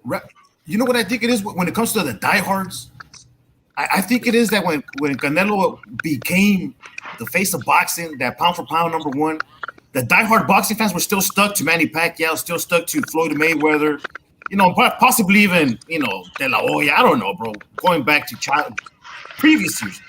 So the diehards haven't really passed the torch to Canelo like the golden age of boxing did, you know what I mean? Because Chavez Sr. has passed the torch to Canelo. Pacquiao, Floyd Mayweather, they acknowledge Canelo. Right, because they're not real diehards, bro. See, they camouflage themselves into being Pacquiao or Mayweather fanboy. That's what they do. That's probably true, bro. They're not. There you go. They're not true diehards. Maybe they were just casual. I think I know why the hating happens. Coming from England, looking inside out in, right? I think Canelo, if he was an American and he spoke very fluent and he had the American swagger, he would have a lot more American fans. Does that make sense? If he had Caleb Bryant's accent, have enough American fans to fill out the Cowboy Stadium. Well, he doesn't need more American that's what I'm fans. saying. Well, Rapstar, well, real quick. Does Canelo really have? Because what about Spain? It's a Spanish-speaking country. You know what I mean? And not only that, but I believe I'm gonna have the understanding that Ireland also follows Canelo very much. Bro, they don't understand, bro. Okay, man. I hate to go like this because these guys are stuck here in the United States or in the UK. So when Canelo fights, basically all of South American countries show Canelo's fights for free. They buy it, including Mexico, Colombia, some parts of Puerto Rico, you name it, Argentina, Chile, maybe some parts of Brazil, Panama. They all watch Canelo fight. Canelo is the face of boxing. Now they watch it in South America. Let's include North America now, because the event is here, and they're watching him over there in the UK. Don't forget, Spain sucks Spanish, so they probably do. So come on, man, it's crazy. I understand why AJ is the face of boxing and Canelo. Other than that, they're just talking shit. Yeah, exactly, bro. Because if AJ had a different accent and Canelo had a different accent, if they sounded more like Caleb Plant, then everyone else would like these guys. But they don't like AJ, they don't like Canelo, and we all know why, bro. They don't like their accents. I don't really agree with that because, you can't really base what most of the world thinks of off of what you see on a couple of YouTube channels. This is a very small bubble, No, he's saying American. He's saying why they don't have more American fans. Canelo has plenty of American fans. I mean, bro. No, what I'm saying is Canelo has a lot of American hate. The hate for Canelo Alvarez comes from America. All the rest of the people that I speak to, they have a lot of appreciation what he brings for the sport. There's a lot of fans everywhere, and they can't downplay Canelo because they know Canelo is the face of boxing. But you look at America, a lot of these American toxic channels and media, and these are media channels as well. You can't take those guys seriously, right? Man. I told you. And I'm just saying this. I'm saying the hate comes from America for Canelo Alvarez. Let me piggyback on that. Just like Untouchable Truthfuls right now, he's hating on Canelo so much, but yet he pays money to go see a fight. I go to all the fights though. I go watch Canelo. I go watch Canelo. He's hate watching, bro. I watch both fighters. I watch all fighters. I'm a boxer. Maybe he loves to hate him. Hey, wait a second. But was Canelo the only fighter on that card? I know what you mean. Hey, hold on. Was Canelo the only fighter on that card? We're not trying to make up for my experience. And he's still hating on that event. You know what's the real problem, bro? He's mad that he didn't get the chance to talk to his brother. Hey, come on, we need to have a dialogue, LT. Yeah, but I'm sure in the future he's gonna tell his grandchildren, LT, I was there with Canelo's fights. Let me just say this, LT. I'm gonna tell my grandchildren about all the fights I went to, not just Canelo. LT, you keep coming at True School. He understands, all right? He gets it, right? He's saying that he understands what LT is saying as well. Why you keep hating on True School? No, LT, I like LT. LT keeps thinking his thing. Relax. He understands I'm having fun with him. LT is cool, man. I'm just listening. Honestly, man, I'm tired as fuck. I'm just listening to you guys at this point. Sorry, stop being a fanboy of True School, man. No, I just like to keep respectful. I just like LT. Like, if anybody was keep coming at you, and he keeps coming at you, and the dialogue can't keep moving, then I'll say the same thing about you, right? Hey, man, relax. Yo, Rapstar, what do you think about Chris Eubank Jr. as a fallback plan if they can't get Caleb? Well, Chris Eubank Jr. has a much better chin than Billy Joe Saunders. I'll tell you that much. Whether he'd be able to take the storm with Canelo Alvarez is very difficult, bro, because you got to remember this. Chris Eubank Jr. falls for Canelo Alvarez's traps. He falls for the way he fights. That's the kind of fighters that Canelo Alvarez wants. You know what I mean? And Chris Eubank Jr. doesn't have the skill set to be able to deal with the IQ of Canelo Alvarez. You know, we learned something over here in the weekend. Canelo's actually become a way more smarter fighter and a way more composed fighter and he's matured well. You get what I mean? He doesn't, if you think about it, one thing I like about Canelo, he doesn't use excess energy. Does that make sense? He's Exactly. very conservative. Yeah. He doesn't waste punches or anything like that, right? Caleb Plant does that. Billy Joe Saunders does that. Andre does that. They overextend, they overbend, they overjump. They waste a lot of energy, bro. And people get surprised by that flash and they go, wow, look at how good they move. But it's a lot of wasted movement, bro. And that knockout sequence that Canelo did, if you really watch boxing and you study that shit, man, that's like the Matrix, what he just did there, bro. Like that knockout sequence was fucking crazy, man. People will go back and study that tape for years to come, bro. We just saw the peak. I believe this is the peak of Canelo. I think this is about as best as he'll ever look. I agree. He's in his peak right now. Hey, but how much credit should we also give Eddie? Because Canelo also says he does what Eddie tells him to do. Well, you gotta give the whole world, the whole credit to fucking Eddie Reynoso. As a fucking trainer, mentor, and a stepdad. He took over, bro. He took over, man. Eddie Hearn took over boxing, bro. He took over this shit, man. Where's Al Heyman at, bro? Where's Bob Arum? Where's Alfredo? Eddie Reynoso. Oh, Eddie Reynoso? Oh, yeah, he's a genius, man. He's a fucking genius. You know, one thing I got to tell you, Canelo's work ethic in the gym and Canelo's training ethic must be on another level, bro. Like, for Canelo to stay where he is today, right? His focus. Can you imagine how much training that man must put into the game? Yeah, man. Yeah, it's no days off, bro. It's no days off. I think I'm not saying he wasn't in shape like constantly before Floyd Mayweather, but I think after Floyd Mayweather, I think that was part of his indoctrination. I think. Of course, man. But you know, Hispanics, Mexicans, we're not afraid. I mean, we're not afraid of hard work, man. So I mean, that's normal for us, bro. That's true. All these other guys we also party a lot. We also party a lot. You know what I mean? And he's remained like focused. He hasn't really partied that much. So do we all agree? Can I finish and put this to bed? I want to one subject at a time, and I want to start with El Dude. Do we all agree that Canelo gets the hate from America because he's not American? He doesn't speak English like Americans, and they can't relate to him in the culture. He's from Mexico. Do we agree on that? Build the wall, get him out of here. That's what it is. It's always been like that.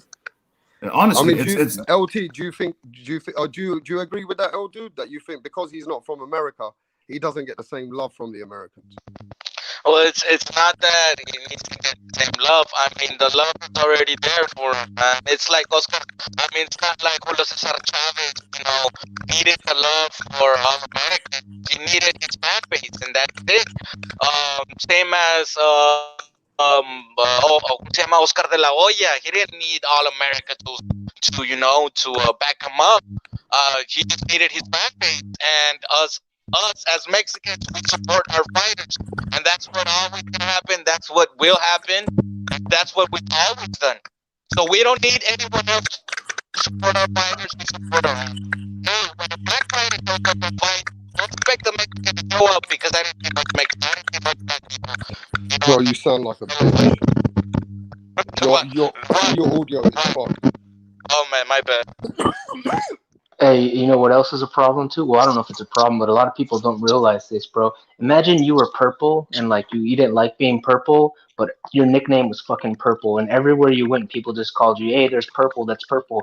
Dude, Canelo is being called almost like a racial slur as his nickname, bro. He grew up redheaded. He was never fitting into Mexicans. He was never fitting into Americans.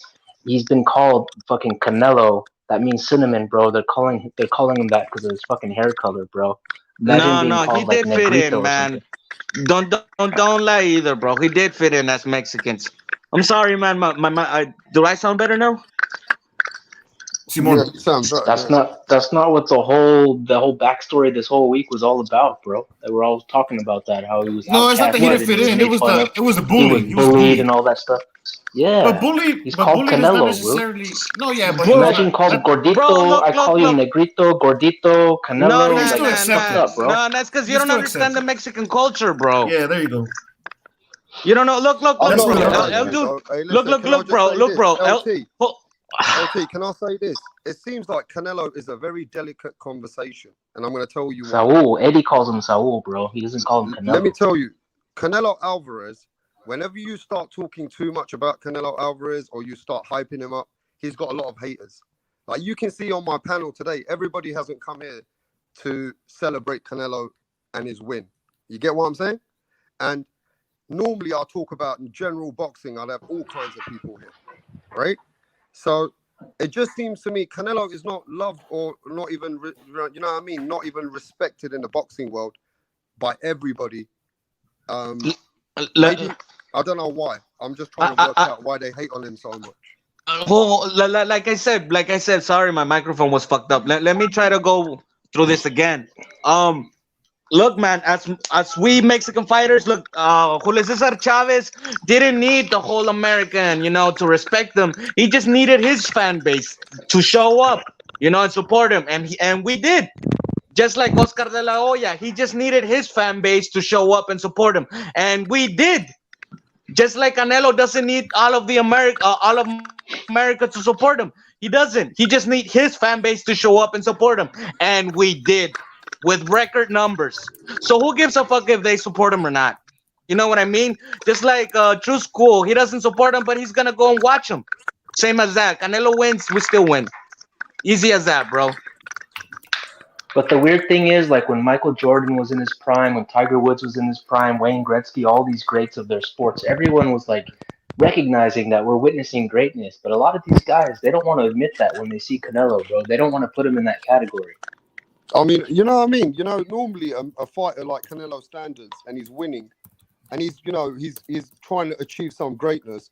People should be celebrating his wins, but not trying to keep downplaying him. They keep downplaying him. They keep trying to find reasons for him not to be great. Is this the same thing that they did to Floyd Mayweather before? I don't really remember that, bro. I think everyone always thought he was like pound for pound one of the best, TBE, all that other shit, man. I mean, everyone recognized him. He was the face of boxing. They said he's the number one guy in the sport, but they're not saying that for Canelo. I mean, there's a lot of haters that don't keep that same energy, and that's like you're witnessing greatness right now, guys, and you're just throwing away this opportunity. You're not going to see a guy like Canelo come again, man. I mean, it's just not going to happen.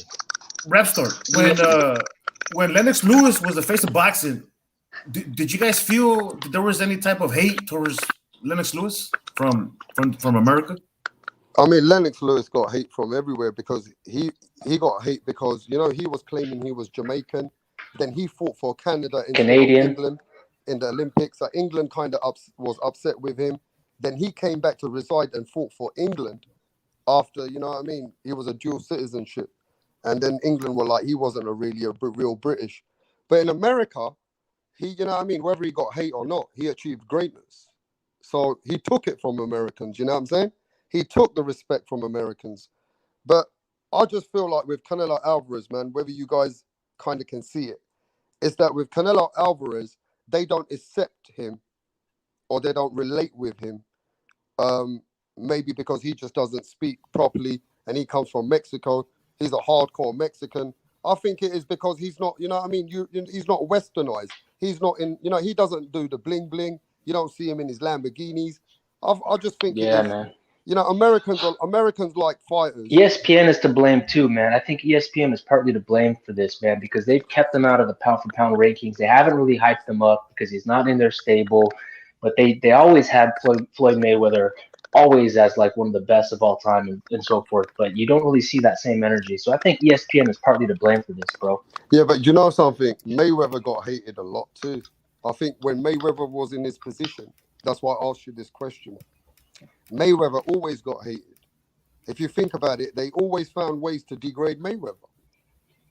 But who else besides Mayweather were they saying was better than him or on his same level? I mean, like you know what I'm saying? They would say Mayweather was hard to argue. All the time they would say Mayweather was a cherry picker. Mayweather never fought Pacquiao in his prime. Mayweather never fought the fighters after he became Money Mayweather, even though he beat some really fucking great fighters. He beat Canelo when Canelo was a young boy and Mayweather was 37, 38.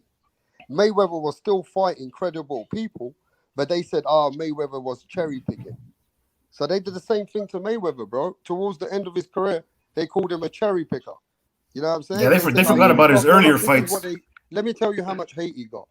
Who remembers that the boxing world was slandering Mayweather to fight Amir Khan? Who remembers that? Yeah, I remember. That was the Maidana sweepstakes thing. It was between Khan, Maidana, and there was somebody else. I can't remember who it was. Yeah, but who remembers Mayweather was getting slandered, right, for not fighting Amir Khan? He fought Madonna, right? Yeah. They said, Mayweather's bullshit. He can't handle Amir Khan's speed. They always find different fighters, yeah, to degrade the fighter. Khan had beaten Maidana. Yeah, he did. Yeah, but you know what? Like in the early days of YouTube, like almost all the videos about Mayweather were very positive. You know, he had his channel was blowing up, all the fight hype, all the videos, anything Floyd Mayweather was always the most views. So at least at the beginning of the YouTube generation, there was no question Floyd Mayweather was like the top guy in boxing. Yeah, it's like every 10 years, bro. It's like every 10 years, there's like one or two great fighters that stand out, and they're from they like Klitschko, man. You know what I mean? The Klitschko brothers, they ran it for like a whole decade. Roy Jones Jr. You know what I mean? Right now, it just happens to be Canelo. I mean, but this is it, man. I mean, because now with MMA and so forth, you're not going to see another boxing great like this, man. And you guys just shit on his accomplishments. You shit on his opponents. You guys just shit on what he's trying to do, making history, becoming 4-belt undisputed, multiple weight division champion. You guys are shitting on greatness, and then you're saying he's not as good as he is, or these other guys can beat him. Well, who are these other guys? Who's better than Canelo? Like, it's like, it's crazy to me, man. It's like the people that hate on like Steph Curry because he doesn't slam the ball. It's like, let people be great at what they do. Okay, so what? Canelo fights a little flat-footed. He's a power puncher. I mean, he's not going to do everything all great all the time. He's human. Man. He's human. Yeah, I mean, he's got his style. It's his thing. I mean, he can't be everyone. He can't do everything great, man. Like, it's got to work for him, and that's what he does. Whoever knocks out Canelo is gonna become instantaneous fucking super megastar. Hey, let me ask you this: can you imagine another fighter? Let's just forget about Canelo, right? Imagine another fighter goes and does something similar to what Canelo did. Andy Ruiz? No, but you think about a fighter who goes up 2 weight classes, beats Kovalev, beats Gennady Golovkin twice. I mean, no, he drew first time, beat him the second time, beats Jacobs. If there was another fighter doing what he was doing, okay, I'll put my hands up. I'll say Jermell Charlo, he's doing a lot. Andrade, he's doing a lot. But both of them together ain't doing shit. I don't care if it's business and politics, right? I get it. It's just sad, man. Yeah, but it's a sad situation. But both of the fighters that the American people are hating Canelo for, they got Benavidez now. Benavidez is the next boogeyman. Everybody says he has to fight Benavidez. He must fight Benavidez. If he doesn't fight Benavidez, he's not the best. You've been hearing it. That's true. That's so stupid, bro. David Benavidez will get smoked by Canelo. You get Benavidez is like the Haney of that super middleweight division. You know, Haney for they just want Lopez. They just want these guys to kill each other, man. They want these guys to sacrifice each other, man, so that there's like no one left to question anything, man. They just want everyone to just, like kill off each other. But it's stupid, bro. David Benavidez is not anywhere near Canelo's class, not at all in any level.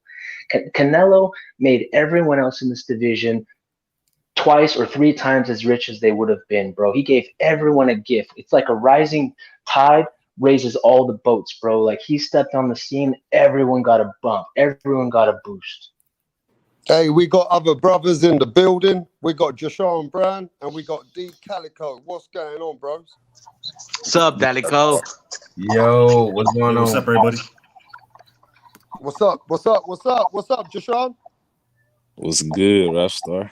Hey, we got the energy right now. Now, I want to ask my brothers from America, Canelo Alvarez, is he the face of boxing and is he the superstar or is he got a lot to prove and he ain't that guy?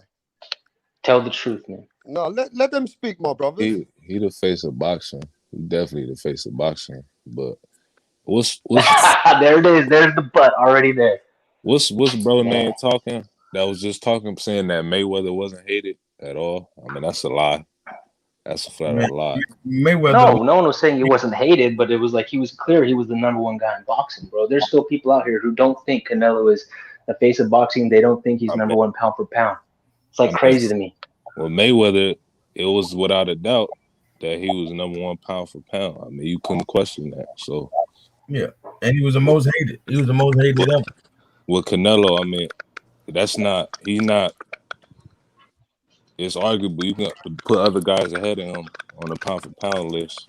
Obviously, top like 5 who? pound for pound. Other guys, like who? Like who are these other guys that you're talking about? You said who these other guys I'm talking about? Yeah. Do they exist? Crawford, Inoue. Oh my God. I mean, that's not. He's not arguably ahead on the pound for pound list. When Mayweather's fighting, the only guy that you can say that was ahead of him on the pound for pound list was Manny Pacquiao. That's it. It was him and Pacquiao. I think Crawford is letting it go, man. I think Crawford was a huge contender for that number one spot, but I think his inactivity, fell off, bro. Yeah, he let it go. He fell off, man, on his own. He fell off, bro. He didn't want it, man. He didn't want it. Inactivity. Yeah, he could have taken it. He could have been that dude. You know what I mean? Hey, let's go to D Calico, my brother from the other side of the pond. What's happening, D Calico? What's going on, Kings? So, what do you think of Canelo Alvarez in the era that we are in today, D Calico? Is Canelo Alvarez the top dog, and is he the king of boxing? That motherfucker is dangerous. You know what I'm saying? like I'm so fond of heavyweights. I don't want to say it, but he is the face of boxing right now. You know what I'm saying? You know, being all honest. And it's not necessarily the level of competition. It's what he's doing, just going through different weight classes and breaking these guys up. Like, there's no doubt that he can probably beat anybody. But he's choosing to destroy these people. He's picking people that he might kill in the ring. And they're professionals, man. He might kill like if he really fought a bum, man, the guy gonna die. You know what I'm saying? Real talk. Real talk, man. That's why they got Yildirim out. That's why they got Yildirim out of there quick, bro. Because this dude will bust your bicep. He will break your orbital socket. It's not fun being in there, man. I'm telling you. He said it. He was interviewed. No, he was interviewed one time, and real quick, he just said that they asked him if he were to get in a street fight with somebody like someone who knew how to throw down in the street. Like how long would it go? He goes, no more than 10 seconds. They'll be out. Yeah, so let me just tell everybody this. Hey, D Calico, from that one punch uppercut, the doctor's report's got a triple fracture in the face. It's got a broken eye socket, it's got a double broken eye socket or something, and it's got a broken cheekbone. From that one punch, Billy Joe Saunders suffered a broken cheekbone, and then he suffered a broken eye socket. Hey, they're saying this what do they call it? A career-ending risk. Dude, he'll never be the same. I'll tell you right now, he'll never be the same, bro. He's gonna lose some nerves or muscles in his face. He probably won't be able to smile the same way. I'm telling you, bro, he's never gonna be the same. Canelo's been sued a couple times. Broken eye socket after the cheekbone because Canelo said, with the uppercut, I broke his cheekbone. And then he gave him a couple of punches afterwards while Billy was moving, wasn't it? Right? Hey, but you know why he knows how to break bones? Because he's been sued in the street for breaking people's jaws, like literally. And they showed the x-rays of the people trying to get money off him. Like, yeah, he broke my jaw and shit like that. And he literally crushed these people's jaws in the x-rays, man. They're like he got into like fights in the street. Like there's two people who sued him who had literally had their jaws shattered. Yeah, but I've never heard of many fighters, Joshan. Have you heard of many fighters get their cheekbone broken by an uppercut? No. The thing is because let him answer, bro. Let Joshan answer, then I'll go to Bolt Hype. You just said no. Nah, I said nah. I ain't never heard that before. Okay, Bolt, have you ever heard of that, bro? Well, it happens in other sports, but in boxing, the thing is because that's an awkward angle that Billy Joe Saunders, he swung, he looped, he missed, and he ducked down to try to get out of the way. He So went as into the he's punch. coming down, Did he went Canelo's into the coming punch, didn't up. It's double, tripling the force, bro. It's crazy. Okay. Have you ever heard of that, L dude? Have you ever heard of a man's cheekbone broken? Not by an uppercut. Excuse me, I was fucking smoking my joint already. Nah, not by an uppercut, but like Bull was saying, man, just the fact that he was swinging his head down that way, the centrifugal force coming down that way, plus Canelo's power, known to hurt somebody. I mean, it was bound to happen. Yo, man. Yeah, like in MMA, if MMA and like a guy's on the ground and takes an elbow because of the force, you know how the fucking canvas is like doubling the force. It was like that, but even worse for Billy Joe Saunders because he was ducking down, he was coming down hard, fast, and Canelo was catching him right at that good sweet spot, right at that first second knuckle, and he works on that uppercut all day long with Eddie Reynoso, man. So that is just like. That's death, bro. I think Billy Joe Saunders is fucking done for life, man. He's never coming back from this. So basically, I feel bad for him. D Calico. The reason why Billy Joe Saunders' cheekbone broke, I think Bolt Hype makes a good account of that. That Billy went into the punch, and because Billy went into the punch, it was double more impact. I mean, have you, D Calico, heard of any fighters got cheekbones broken like that? I mean, on the concrete, you know what I'm saying? Goddamn. Hey, didn't Paulie Malignaggi's cheekbone broke against Miguel Cotto, didn't it? Yeah, it did. Isn't that true? Yeah, that's why they. You know what? Paulie Malignaggi, he fought with a broken cheekbone, didn't he? He carried on fighting, didn't he? Nah, they stopped the fight. I think they stopped the fight, like in the 8th or 9th round, something like that. Right. I never heard of a guy's bicep getting knocked off either, bro. So that's what makes Eddie Reynoso and fucking Canelo so good, bro. Like they find new ways to beat people like the way no one's ever done before. Like you can look at all of Canelo's victories, but like all his KOs, they're all like a little different and like exciting in their own way. Amir Khan, fucking Rocky Fielding, Billy Joe Rocky Saunders, and Leon were broken ribs. Hey, Rap Stop. I think we got to give Triple G a lot more credit than we ever gave him too, because Triple G gave Canelo the most hell we ever seen. Facts. You know what I mean? So, facts. Like I thought that was gonna kind of derail both of their careers, like take something out of them. It only took something out of Triple G. It didn't take nothing out of Canelo. That's a fucking very good point, D Calico. I mean, listen to that one, L dude. D Calico said, and that's so true. Canelo Alvarez has improved so much as a fighter after the Triple G, but Triple G seems like that took a lot bit out of him. Those fights. Does everybody agree with D? I think that's a good point. You know, I agree, man. Great point. That's a very, very good point. That Gennady Golovkin stayed where he is, but Canelo Alvarez has excelled in his career. He's totally matured and became a way better fighter. So he's young, man. That's why he was just a kid too. Triple G changed up his whole camp, bro. He fired his trainer. I mean, like he changed him forever after that. Hey, I just want to say a big shout going out to Joni Diaz. We got that guy in the building. We got Evil Green, Jonathan Ramirez. We got G Bell. Yeah, man. Joni Blaze, Hocker Mustang. Yeah, man. Canelo Alvarez. This is the Canelo Alvarez show, it looks like right now, because I'm going to ask everybody this, and I'm going to start with Jashawn. What's the best thing that you like about Canelo Alvarez as the skill that he brings to the table? What one out of his 10 skill sets do you like the best? I say his feint, the way he feint with that uppercut. I think that's his best skill. We seen it in many of his fights, how he'll feint and he'll come up and then turn it to an uppercut. We seen it when he fought Miguel Cotto. He did against Colin Smith last year. Billy Joe. So I think that's his best asset, his feints and feinting, and I would say his ability to parry shots and counter. So he got a good skill set. Okay, great Great points. A Bolt Hype. Give me one of the best things that you like about Canelo Alvarez that stands out to you, bro. The best thing I like about Canelo Alvarez is the same thing all these haters don't understand about him. He can punch so fucking hard. He can generate so much torque, but keep his feet. He doesn't lose his balance. He doesn't get out of place. He can throw so fucking hard. He's like a home run hitter. He can swing so fucking hard, but still keep his feet. That's really hard to do, man. He generates power like nobody. That's what I would say. That's great. Hey, listen. This is what makes him as a fighter. That's his hey, personal trainer. Hey, LT, ¿Cómo se llama? LT, you want to go? No, man. I was gonna give props to because he said about the power. Talking about the power. That's his what is it called?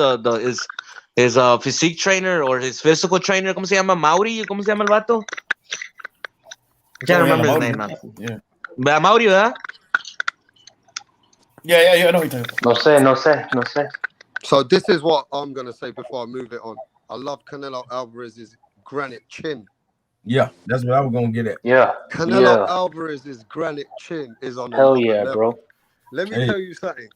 And he's not punch drunk either, bro. Listen, I've never seen Gennady Golovkin in my life scared when he punches someone.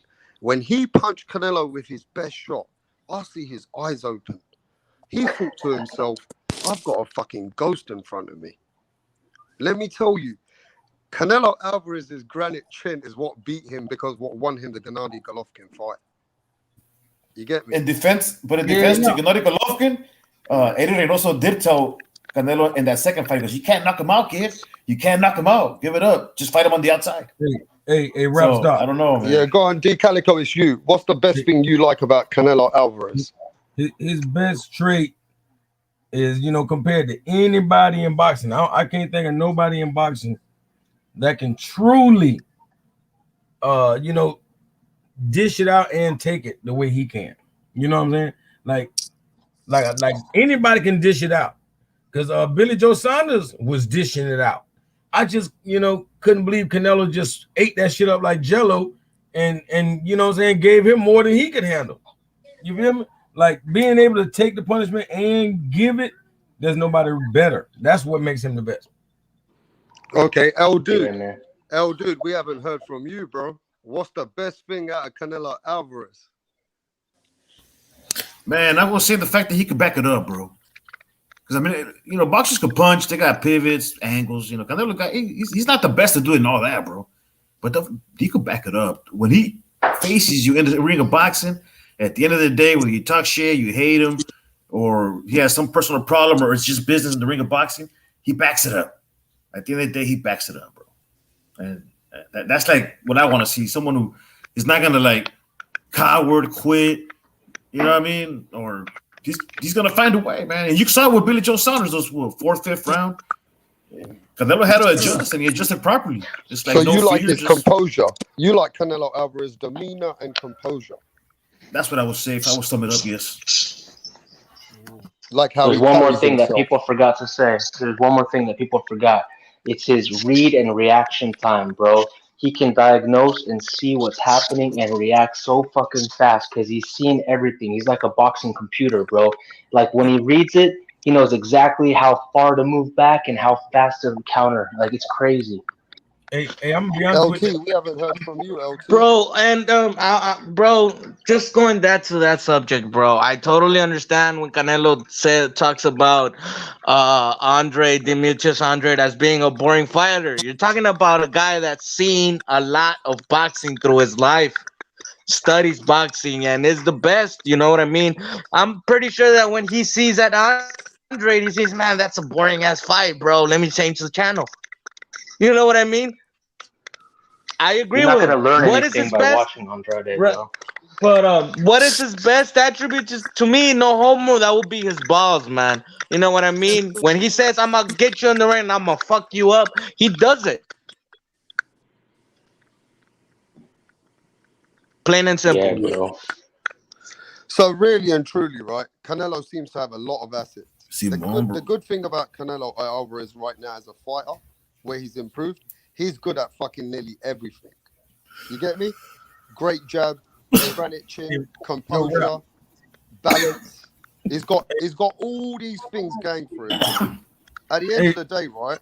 At the end of the day, now this is what I'm gonna ask you. Yeah, go ahead, bro. Go ahead. Hey, Rap. I was just gonna say that. I'm gonna be honest with you. Like if we really want to look at Canelo's whole career, the easiest, but like this, he was his easiest to defeat at a lighter weight. The smaller the Canelo, the easier. You feel me? But as he's getting bigger and going against bigger competition, the bigger competition is actually easier for him because he's so used to fighting these lightweight speedsters. He's gonna fight all of the fastest guys in the world. These bigger fighters are easier for him. They're too slow. You know what I mean? So now I'm gonna ask you this question, and I'm gonna start with you then, D. This guy who's in his way, that Canelo wants this guy. He wants this title. Caleb Plant. What chance do you give Caleb Plant, D Calico, with a fight with Canelo? Man, I don't give nobody a goddamn chance. Because even if he try to jab him all day, Canelo might punch his elbow, man, break his forearm or something. I ain't lying. Like Canelo's a dog, and like he to short people everywhere. So I gotta love him. That's like the most bloodiest, action-packed prediction. Broken bone. No respect, but I was just like, yeah. Yo, El Dude, my brother. This guy, Caleb Plant, right? He got a lot of skills. They say that he can move better than Billy Joe Saunders. How'd you see this fight going, bro? Was that Jashawn that I'm following up with? Who just said that last comment? No, that was Calico. No, that was Calico. Yeah, I can't put it any better than Calico, man. That bloody broken bones. I mean, I don't know, man. It's become a prediction now to like really literally like what bone is he gonna break next? You know what I mean? It's like, yep, bro. Let me say mine, man. I think this motherfucker's gonna quit like within 5 rounds, bro. If Billy Joe Saunders talk all that shit and really believed like he was the man and he was a gypsy king and his balls hang so fucking low that it drags through the fucking dirt, Hey, dude, this kid looks soft. My hand broken, and when they interview him, like, hey, what's up with you? And he looks at his hand. Well, my hand is fixing, and he looks weird, man. His energy's not there, bro. He looks like a bitch, bro. He's gonna break, bro. Trust me. If Billy Joe Saunders broke in 8th round, this motherfucker's gonna drop in 5 if he doesn't decide to quit first. Hey, Rapstar, did you see what they did to Billy Joe Saunders' dad? I've seen it on TV. The security. Yeah, that was that was fucked up, man. Because his son got hurt, so he wanted to run up in there and see what was going on. They tackled him and kept wailing on him, man. They beat him worse than Billy Joe Saunders got beat. I hope not. Yeah, Raider LA Boxing shared with that video earlier, and that was fucked up. That was fucked up. Shout out to the crazy thing about. The crazy thing about Canelo, though, let's get back to the subject. Caleb Plant. Yeah. Caleb Plant holds the last ticket for Canelo Alvarez. Now, Canelo Alvarez said he's coming for that shit. Now, Caleb Plant's going to get life-changing money.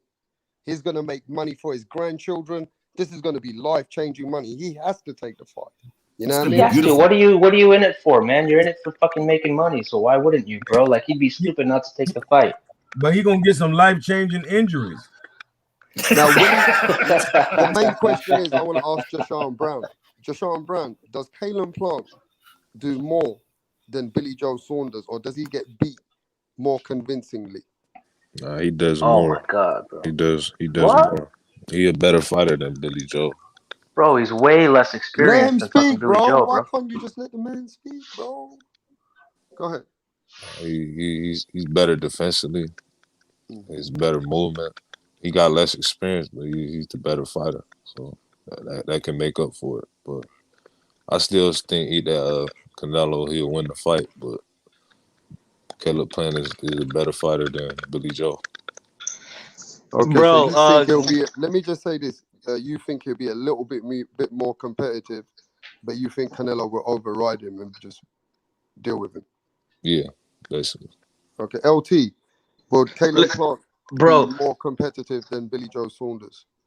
I just breaking news, bro. Breaking news, bro. Caleb Plant just vacated his belt. Nah, no way. Come on. I'm making stuff up. No, but that sounds more like it, doesn't it? Like give it with the shit heats up. He's gonna drop that belt like a bitch. I just think that is he gonna be more competitive? Probably he's gonna run more. He's not even gonna try to touch him. If that's more competitive, who can run more? Probably. If that, you know what I mean. Let's see if you catch me. That's probably gonna be Caleb Plant. LT, you think he has more heart than no, man. I don't think none of these dudes are. The one that really got hard at 168 is fucking Benavides, and his skills is not there yet. No, digo, compared to Billy Joe Saunders and Caleb Plant, between the two. Oh, I think Billy Joe Saunders really had more balls, bro, but then he really noticed, damn, bro, my balls don't really hang that low. Okay, let's move it to El Dude. El Dude, do you think Caleb Plant technically brings a bit more to the fight? Do you think it'll be a bit more competitive? I think he'll fight a sloppier fight, bro. I think Billy did a good job in trying to box with Canelo, trying to be, you know what I mean, trying to use his reach, and it just didn't work out for him. But I think with Caleb Plant's gonna be a sloppier fight. I think Canelo will get him off balance, and I think Caleb will. I think the ghetto lifestyle is gonna come out of. I heard he's from the streets. Caleb Plant, bro. You know what I mean? I think he's gonna start swinging hooks. From fucking Tennessee, bro. He's from the country. Yeah, he's gonna be throwing some Tennessee hooks. Hey, yo, Rap. Hey, I'm gonna tell you, real talk. We all need to thank Canelo because he is cleaning up boxing. He's cleaning it up. You know what I'm saying? Yeah. He's not just beating guys. He's getting them out of here. They are no longer boxers. You feel me? So, hey, shout out to Tennessee, man. Yeah, man. I mean, for real, bro. This man is cleaning up boxing. Like if you all the gatekeepers or whatever they are getting dismissed. They are no longer even. They're getting exposed, bro. They're getting exposed. This dude's coming and taking all their fucking cards. It's like you said, you're what? You're the sheriff. You're the bad dude. Hell no. Let's strap it up. Let's get in the ring. But you know what I think it is about Canelo? Why he stays, and I gotta give props to Floyd. I think every time he goes into a fight, he's not training for that opponent, bro. I think he's training for Floyd again in his mind. Yeah. That's what I think he's doing. Or Triple G. Or Triple G, yeah, one of these two guys. It's like a ghost to him. Like he'll never be satisfied. Like he's got to figure out. Like when he's fighting these guys, he's not training to go beat Yildirim. He's not studying tape on this dude. He's trying to be better than he was when he fought Floyd. He's trying to be better than what he was when he fought Triple G, bro. I think those ghosts are haunting him in a sense, and that's what keeps him hungry, and that's what keeps him motivated. It's not Caleb Plant, bro. Caleb Plant's not enough to get the best out of Canelo. It's because Canelo, when he's training, he sees Floyd Mayweather, he sees Triple G in the mirror when he's doing the shadow boxing, and that's who he's trying to kill. Yeah, but you know one thing I don't understand? When these guys, Caleb Plant, Demetrius Andrade, when they even have fights with the Liam Williams and the fights like Caleb Turax got beat by James DeGale 4 or 5 years ago, right? He's not even been in the ring. Yeah. He's not even been active. These are fucking fighters who have just come over there to lay down. And here's Caleb Plant going all 12 rounds back and forth with this guys. How the fuck does he stand a chance with Canelo, bro? He doesn't stand a chance at all, man. I don't think he does, bro. I mean, I would like Caleb Plant to bring something to the table. This is what I want to see. I want to see Canelo hurt. I want to see Canelo. Can he get hit to the floor? You know, can Canelo be in a position where, you know what I mean, he looks a bit vulnerable? I've not seen that, bro. That's why I think it might be Eubank, bro, because Eubank will be willing to sit there and bang. That's the only way you're going to catch him is you got to trade shot for shot, bro. I don't even think Eubank, bro. Yeah, but with Eubank, he's got a lot of heart and a chin, but he doesn't have the boxing. It has to be like a really rough war. It's probably gonna be if the bitch ass Charlo decides to move up. and drop his belt, or is one of those 175 pounders, bro? No, or maybe even Benavides. Like, you know what? And maybe even Benavides is gonna be a LT. I need you to give me one opponent that probably can beat Canelo. Give me one opponent. Bivol. Okay, Dimitri Bivol. Yeah. No, okay, at 175. Does the fight happen at 175? Yeah, the fight to beat Canelo, it has to be at 175. If he's gonna fight he's gonna fight Bivol at 168, dude. He's gonna come out weight drained. Nah, man, Canelo, that's his weight, bro. Because they're gonna be so weight drained, and they won't be like that fast, you know. Like, nah, man, Canelo's gonna move around him and fucking knock him out. Canelo has to go out his fucking comfort zone, and I really do think his comfort zone is 178, 168, bro. I really don't think so. I mean, Canelo's a small guy, even at 168. He's a very small guy there. Which fits him short. right. He's You know what small, I mean? bro. I mean, He's his short. frame. Look, his frame, like his back, is like as wide as Billy Joe Sanders, bro. Hey, his legs, his shoulders, his back. Give me an opponent, D. Calico, which might be able to dethorn the king of boxing. Hey, first I want to give you his new nickname, right? You know, KINGNELO, his new nickname for me is No Mas Nello. No Mas Nello. No Mas. You know what I'm saying? Right. Lomachenko, that ain't his name no more. Hey, well, right. What I'm getting at is the only person that I got faith in his boxing game and his real skills. It's gonna take a war to ever beat Canelo. You'll never get a boring fight and beat Canelo. It's not gonna happen. It's gonna have to be Errol Spence moving on up. I'm telling you, Errol Spence is the only person that got what it takes. Period. Not no Terrence Crawford, none of that. You gotta have some serious offense. Nobody got an offensive output like Errol Spence. Nobody, period. You know what I'm saying? Nobody hits the body more, not even Canelo. Nobody hits the body more than Errol Spence. Nobody jabs the head more than Errol Spence. So, you know, if he really stay busy, I don't think he want to do like Triple G and fight him twice or 3 times, but I like him to beat him the first time. I like it. Okay. Jashawn Brown, give me an opponent that can give Canelo the life and death and maybe win that fight. What's the name? Somebody just said him. Bivol. I don't know who said that. Dimitri Bivol, LT. Yeah, that's exactly who I was gonna say. He got everything in a package to beat Canelo. Very technical boxer, solid defense, and he got power in the chin. To beat Canelo, you have to have a chin. And you got to have power.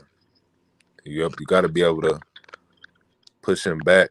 And one thing, Canelo, he fights in spurts and during fights. You know what I'm saying? He fights in spurts. He's not somebody that's gonna have a crazy output and just throw a ton of punches, you know, every minute of the round. He fights in spurts. I think Bivol got the chin, the power. I don't understand what his fight in spurts mean, man. Like, you're in the fight. Man, like, shut up, man. Could you shut up? Because you've been interrupting me all night, bro. All right? Could you just be quiet? All right? I'm not disrespecting you. Could you just be quiet, man? You've been running your mouth all night. I'm trying to get you to speed things up a little bit, man. Man, shut the fuck up, bro. If I slap you, whole ass nigga, bro. I'm sick and tired of you, bro. Dialogues keep going. All right, there you go. That's the energy I'm looking for. All right, bro. You've been pissing me off all night, bro. But anyway, I say Bivol. Yes, yeah, thanks, Jashawn. Yo, Bolt Hype, give me an opponent, bro. You know what, man? I gotta say, I think it'll probably be one of these South Americans, man. I think it's got to be some dude like a Lara who's been boxing like their whole fucking life. It's not going to be someone who's just big and strong. It's got to be someone who's got a crazy IQ. I think if Lara rematched him, he might get him. Maybe. That's the only chance. Okay. L dude, you got an opponent for me that can dethrone the king in the near future. Man, the only time I ever seen Canelo show weakness was when he fought Floyd. He was dehydrated, man. So I'm gonna have to go with Charlo, jermell at 154. I'm not saying he'll beat Canelo. I'm just saying that if Canelo were to get dehydrated and move back down to 154. He's not but that's comfortable at 154. impossible, bro, because he's not going to fight Errol Spence until 160 if he does it. So he's not. Yeah, that's what I'm saying. 154. He's willing. He said if it's a major fight, after he cleans up everything, he's happy to have some big fights. If he has, I'm sure Errol Spence will move up, but I'm saying the only way I see Canelo losing if it's an extreme weight, he has to move down. So who to do you give more chance at 160? If Errol Spence comes there or Jermell? No, I don't give Errol Spence a chance at 160. So you give Jermell Charlo more chance than Errol Spence? Not at 160. Canelo beats him all at 160. I think Canelo knocks out Errol Spence at 160. I think the only time Canelo will show weakness is if he dehydrates him. So you're not giving Jermell Charlo the chance. You're giving Jermell. Jermell, the 154 champion. The one with the one. Yeah, the one at 154. Okay. Because of the weight. Because Canelo at 150, I don't think he can make 154 anymore. And if he does, he'll be too dehydrated. And Jermell, the smaller one, he's more comfortable at 154. That's his playground. Mm-hmm. So he will have a better shot than Errol Spence Jr. at beating Canelo at 154. Because that's his walk around, man. Basically, he's like Floyd Mayweather, like Canelo. He's always on track. He's never veered off of being consistent with his weight and his training, bro. So he's dangerous. Rap, what you say about Errol Spence's chances or his skill set versus Canelo? I don't know, man. I think Errol Spence might even have just as much as a chance, and if not strong, he might have just as a strong chin, just like Jermell Charlo. Yeah. I mean, if you really want to look at it, I do think Errol Spence, if he moves up, he might become a better fighter at 154 than Jermell. We don't know that. We don't know though, right? But El Dude makes a point though that generally Jermell Charlo is that guy who's bigger than Errol, right? So he's the one who's probably going to have a better chance if he moves up and meets Canelo Alvarez at a catch weight at 160. No, but he's too easy. Like his defense, he ain't got no defense. Errol Spence, his punch output, like he's the only person that can outwork Canelo. Period. There's nobody else that we can name, possible that can outwork him. You think Errol Spence at 160? I mean, that's not even a catchweight. What am I talking about? Errol Spence has to move up to 160 and fight Canelo Alvarez. He gives Canelo Alvarez a better fight in your eyes than Jermell Charlo. Yeah, definitely. I think it'll have to be someone that someone that's been in the ring with him and had a good fight with him, that has tape and understands his his intricacies. It's got to be someone like a Triple G or a Lar that have a best chance, that gave him a good fight, that was in the ring with him, that understands him and could play a very specific game tuned to Canelo. I don't think it's one of these guys who've never been in the ring with him that's going to beat him. It's got to be a guy who he had a good close fight with, who understand him a little bit more and could just tweak the game plan. That's the only chance. But even then, I don't really think it's going to happen. I'm just saying, if I have the best chance. I want to ask this question to D. Calico. Imagine Gennady Golovkin when he was unbeaten and he fought Canelo. Mm-hmm. That Gennady Golovkin against Errol Spence at 160. Who wins, D. Calico? I mean, in my eyes, it would have been the same war you seen like with Canelo. It would have been a war. There is nobody that can walk over Errol Spence. Period.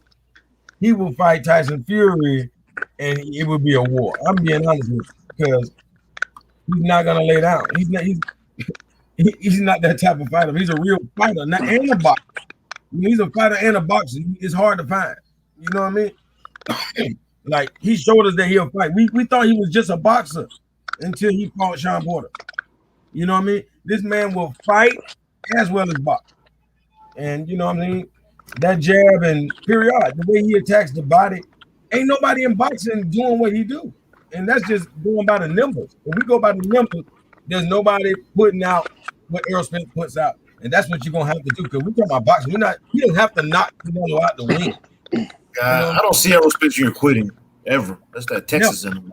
Period. And he got that iron chin. I don't know who said some crazy shit about him getting knocked out. But no, he ain't going to bed. He's not going to bed. I don't see him quitting. Yeah. I just wish. Yeah, but I gotta tell you this. Errol Spence. You gotta save him, just like any other boxer. You know what I mean? Errol Spence going against Canelo in the future. I mean, you're talking in the next 2-3 years. This fight can happen in the next 2-3 years. You know what I'm saying? Hey, Rapstar, well, now that you're saying 2-3 years, what about Berlanga? 2-3 years from now. Yeah, I mean, we got people like Berlanga. Berlanga is a 168, and Berlanga's coming up himself. And you got to remember, you got Benavidez. Now, Benavidez, he has much more chance, if you ask me. I mean, he has not much more, but he has more chance than those fighters coming up like Jermell and Errol, if you ask me. I think Benavidez, after about a year or year and a half, he will have more of a chance. He's a much bigger man. He's the one who walks up at that weight.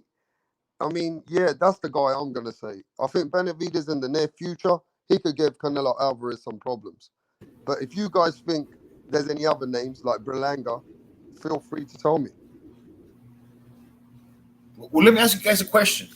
What if one fighter cleans out, gets busy and does what Canelo's been doing, like in the meantime, he decides to fight everybody else.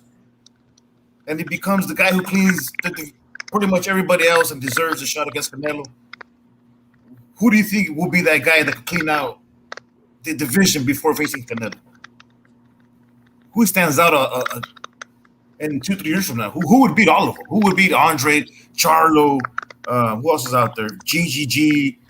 Fucking, I'm sorry, who else? Everybody. Yeah, but these guys are all stuck at 160, bro. But everything from 168 to 160. I mean, then I gotta go. They're moving up too. I gotta go with the young lion, bro. I gotta go with Benavidez. I'm going with Benavidez. Okay. I think Benavidez has got the skill set, and also, bro, if he keeps himself disciplined, I think he can control the weight division. Including Aerospace Jr. Bro, remember, bro, Benavidez's best years are at 175, man. That's when he's gonna be on his prime. He's 23. When he's in his prime, he's gonna be probably at 175. Come on, the kid is growing, man. Awesome. You know what I mean? Anybody? Joshua Brown saying Morrell Jr. Does anyone know Morrell Jr.? Heard of him, but can't recall. Right. The face. I mean, you got to look at this, right? You know, we know Canelo Alvarez is looking to be undisputed, but what's after Caleb Plant? What is the next big fight for Canelo Alvarez after Caleb Plant? I think it's going for undisputed again at 160. So you think if Canelo Alvarez cleans up at 168, he goes back down and he starts cleaning up with Jamal, Andrade, clean up. And no, he doesn't need to clean up. He doesn't need to fight Charlo. He's still the what you call it, the franchise champion. He just has to fight Gennady Golovkin and Andrade. That's it. Because I think he'll get like a shortcut to the WBA super champion. So he'll fight like. You know why he won't be able to do if he does that? People are gonna say that he's ducking Benavidez then, because look, right now if he cleans up with Plant, right, the only other guy who's standing out is Benavidez at 168. There is no that's the plan. I think that's the plan to hype up Benavidez because it's business too. So and he's young, so I think it gives Benavidez a chance to reclaim his throne too, because he's not a champion. It gives him some time. I mean, people will say, right, Benavidez is standing right there, so why should he go to 160 and clean up? But then Benavidez doesn't bring nothing to the table. He ain't got a title anymore, has he? No, he doesn't bring nothing, bro. That's the thing. And he's too young, so that Canelo's going to use the excuse that, I'll fight you like 2-3 years from now, like when that time comes. So there's really nothing that Benavidez is bringing to the table right now. I think Benavidez, like Lil T said, man, he's better off at 175 because he ain't gonna get no fucking action till maybe 5 years from now. Yeah. I got you. I mean, to be honest, then really, it seems like if Canelo cleans up with Caleb Plant, his best option is either go to 175 if he feels like he wants to challenge himself, ultra challenge himself and go clean up at 175 with Dimitri Bivol. We're going fight with the next dude. What's his name? My brother's name. Man, it's Peter Beef. yeah. We no Baturba Beef. We got Baturba Beef there, and then you know what I mean. He can clean up with those two if he feels like he wants to challenge himself. But the biggest fights for the bigger money is at 160. If you ask me. Oh yeah, but LT made a perfect stance at 175 because he still has to work his way up. So it's like a perfect excuse for him to work his way up in the rankings. You know what I mean? I mean, it all depends. I mean, where's the biggest fights? Let's just look at where the biggest fights are. Is it Dimitri Bivol? Is it Baturba Beef? Or is it Jermell Charlo, Andrade, or or is it Gennady Golovkin and Canelo Alvarez Part 3? I'll give you three big fights. I'll give you three big fights that Canelo can make, but they're not gonna be that big. They're just gonna be big fights, okay? Bigger than the rest. It's probably one is gonna be Charlo, 160 Charlo. The other one's gonna be Errol Spence. The big fights that can be made, and the other one's Bivol. Now, if you want to see a super big fight, they're gonna have to wait for like at least 2 years until Berlanga gets his fucking Berlanga gets his climbs up the ranks and gets into that level. By now he's probably gonna be pretty big name, probably most of the rest, because he already has a big following right now with all these rock stars and whatnot. So yeah, man. Okay, any names for you, D Calico? Anything that I think Benavidez is that guy? If anything, he'll have to wait for a couple of years and he might have the next biggest fight with Canelo Alvarez. But do you think the biggest fights for him is Jermell Charlo after he cleans up at 168? I mean, to truly be like a the most undisputed boxer, period, and make everybody happy. Yeah, he needs to go ahead and just beat Charlo. You know what I mean? After that, I don't think nobody can even make up another fight that he should fight. I mean, that makes sense. I mean, what do you think about that Bolt hype? After he cleans up all at 168, say if he cleans up, beats Plant, what's the next biggest fights for you? Yeah, I agree with the other dude that said go back down to 160, man, because you could be undisputed at 168 and it could be unified at 160 at the same time. He could own two whole divisions at the same time, bro. Because all he needs is one guy. He could go get Triple G's belt. He could go get Charlo's belt. He could go get he already has a franchise belt, so he only needs like what, 2 belts to become unified. Take 2 belts, so he just needs one of them at 160. So it's like a franchise belt, and he's already undisputed at 168. I think that's where he's going. He doesn't do that. Then let him go to 175 and go watch better BF, bro. But would you agree with me, Bolt hype, that the biggest money, if he cleans up at 168, it would be at 160? In business terms, in the biggest fight that he can make would be a big name like Jermell Charlo, or even Demetrius Andrade after that. Fuck it. Those would be the fights. Spence, it could be Andrade, it could be Charlo. I mean, I think Errol Spence is right there. It could be Murata. It could be Jaime Munguia. It could be. There's a lot of guys at 160. Not a lot of guys at 168. Some guys at 160. So I think that's where the money's at. Unless someone wants to get a lot of money towards like people with better. But the 175 guys, there's nobody name. So all the name guys, all the money guys are at 160. So that's why people go back down there eventually. All right, bro. Nice one. What's happening, Punch Drunk Boxing? Stop boxing knowledge. Come on, man. What's happening, my brother? The echo and everything. Saludos. 2 o'clock, 3 o'clock in the morning, man. It's kind of soft. What is this, an infomercial? Come on, hey, man. Fuck up, man. It's boxing, baby. It's 24/7 boxing. What's going on around here, man? Bring it, Punch. Saludos to New York. Saludos, mi gente. Gangster, Ball High, LD. Everybody, motherfuckers, everybody. What happened here? Saludo, Punchy. Saludo. What a beautiful weekend it was. Upcoming, beautiful weekend. Upcoming weekend. Great summer fights. I'm lit, man. I got an erection right now.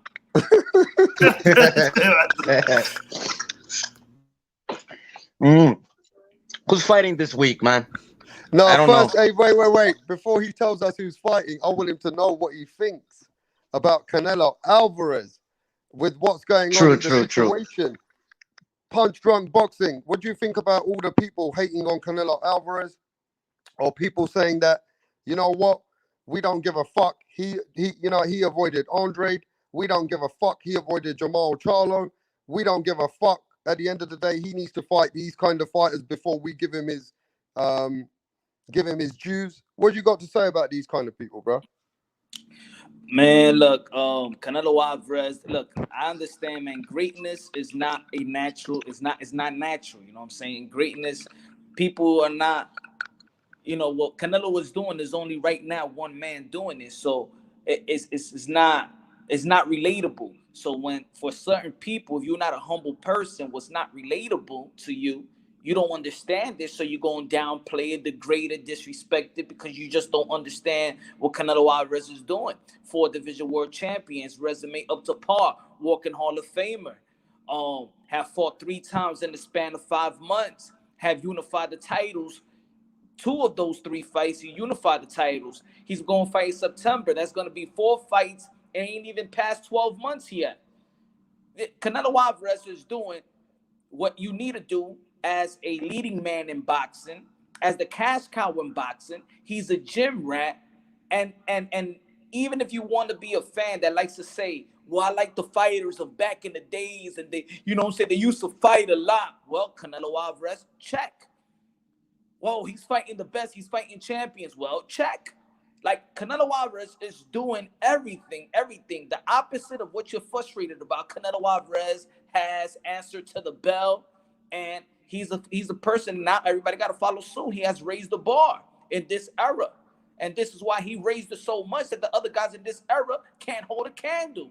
They can't bring nothing to the table with Canelo Alvarez. Now he got to pick you like you a charity case right now. So nobody should even be mad at Canelo Alvarez. You should be mad at your own management, not for you to put you in the line, in the pathway like a Canelo Alvarez. So a Jermell Charlo, who's going to be fighting? Nobody cares. Boo Andrade. And people that know me, they know I'm going to vouch for Boo Andrade. But management team is horrible, and he has to take accountability for the management, for the business decisions that he made in the past. You know, he's been in position, you know, in the middleweight division as Canelo Alvarez was in the same position right now he was in the middleweight division, 1 belt away. And this is why I will vouch for Andrade, but I'm not vouching Andrade to get a fight before the Undisputed, just like I won't vouch for Deontay Wilder to fight Tyson Fury before Undisputed right now. So Canelo Alvarez is looking at Caden Plant for Undisputed. He is the man. He's going to beat Caden Plant. I don't see nobody beating Canelo Alvarez. He's just too good, too seasoned, and, man, he got great momentum, and he's young when athleticism and intellect is coexisting at the highest level. Canelo Alvarez is the motherfucking king of boxing, bitches. No, facts. So you're borracho. I mean, at the end of the day, look, Bunch, I know that, you know, a lot of people, they don't give Canelo credit for stuff, which is, they say in 2015, you know, he never fought Demetrius Andrade. Now, with that, I mean, we had El Dude here, he came with some splitting facts. And he brings some facts to the table too. And I'm just saying, would it be fair to say Oscar De La Hoya was the one who was moving Canelo, which didn't look at the Andrade fight? It was Golden Boy Promotions. It was Oscar De La Hoya because, of course, they was trying to get the Derevchenko fight. But they figure out that it's kind of hard to make that fight or whatever was happening, or the IBF was going to get in the way. But then they asked for the extension. The extension was the IBF was willing to give him the extension. They filed the paperwork late, so he got stripped. And that's when Canelo Alvarez and and Golden Boy Promotions started their drama. You know, Canelo Alvarez wasn't happy about it. He wanted to fight Demetrius Andrade when he knew that he didn't really want to fight Derevchenko. So it wasn't really that Canelo Alvarez ducked. It was that Golden Boy Promotions filed the paperwork wrong. But remember, you a fighter. You gotta be, and you a fighter as well. So you gotta be. Even if you have people that's doing your work for you, even if you have management, you gotta oversee your work, your workers. You know, just because you have a manager, just because you have a promoter, that doesn't mean you don't ask any questions. And you could tell by Canelo Alvarez that maybe why he's so mad is because he trusted these guys with everything, that he didn't need to oversee his work. He didn't even take a look at his contract with the Zone and Golden Boy Promotions. In the end of the day, even though that you got people reading things for you, you gotta oversee it. And that's one thing I noticed about Canelo Alvarez, that he's just signing signatures. Have you ever bought a car or any application that people be like, just sign right there, and then you be like, what's it said? No, it says this is it. Just sign right there, and then flip the page and just sign right there. And I feel like Canelo Alvarez throughout his career been doing that until now, you know. So he got to take accountability also from his management team, because also his management team, Eddie Reynoso, was part of his management team before Oscar De La Hoya. So everybody has to take accountability for what happened in middleweight by him being stripped. So that's how I see it. Hey, there's even rumors Canelo's gonna fight in December if things work out smoothly in September. So that'll make 5 fights. And if he fights in December, it's still the span of 12 months that he's fighting 4 times. That'll be 5 fights. That'll be crazy. Oh yeah. Oh, if he fight. Oh, you saying if he fights September and December? That'll be. Yeah. There's rumors he's gonna fight in December. He wants to fight in December consistently because if you go back, he's been fighting in December. He fought Rocky Fielding in December. When did he was trying to make the fight against Yildirim, but it was pushed over to January. It was scheduled for December. He's on a mission, man. He's trying to own something. He's trying to own like a little country or island or something. I know, right, bro? Well, he has a lot of baby mamas or some shit. And he's trying to get that money before the world collapses and shit. Yeah, that's trying to build. Hey, that's the way it's supposed to be. A guy with that money, he's supposed to be having one wife. He's supposed to be like a king. He's supposed to be having like 9 wives and shit like that.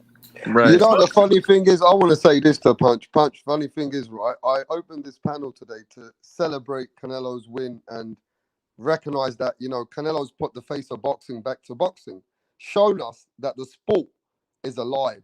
Regardless, he beat my country, man. It is what it is.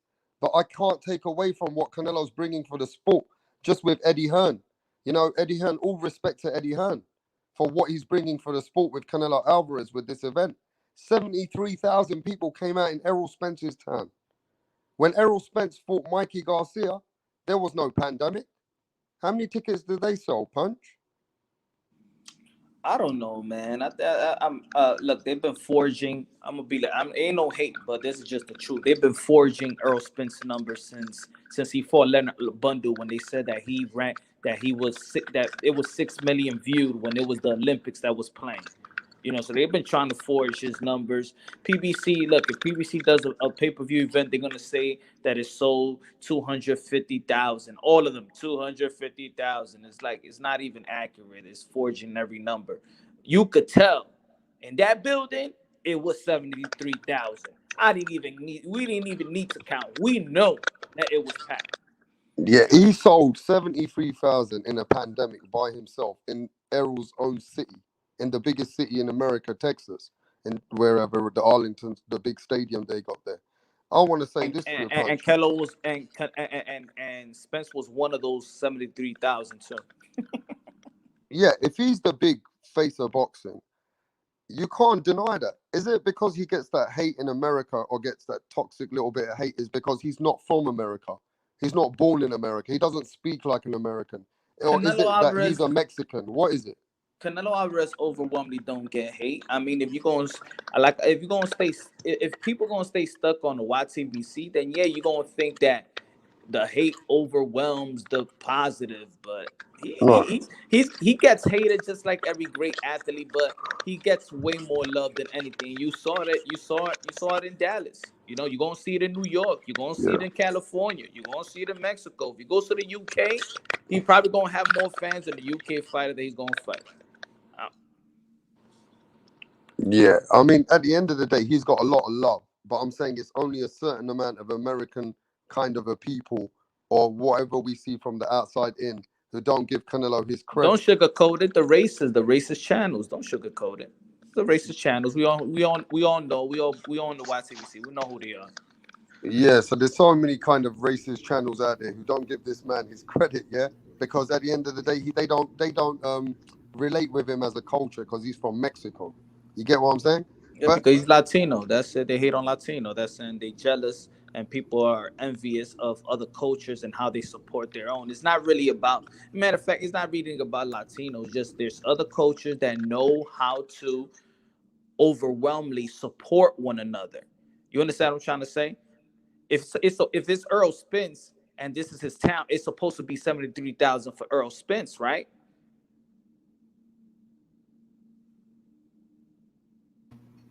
It's like a pendulum. Yeah. You know what I mean? You don't know where it's really gonna go. I mean, you can predict it, of course, right? If you place the or pack house, whatever. But this is like but it's not over one. This is just a few them channels that we know that they just race baiting. That's true. That's it. It's not over. Yes, sir. Your take on Canelo versus Plant? What happens, bro? The same thing that happened to Billy Joe Saunders, just the other eye.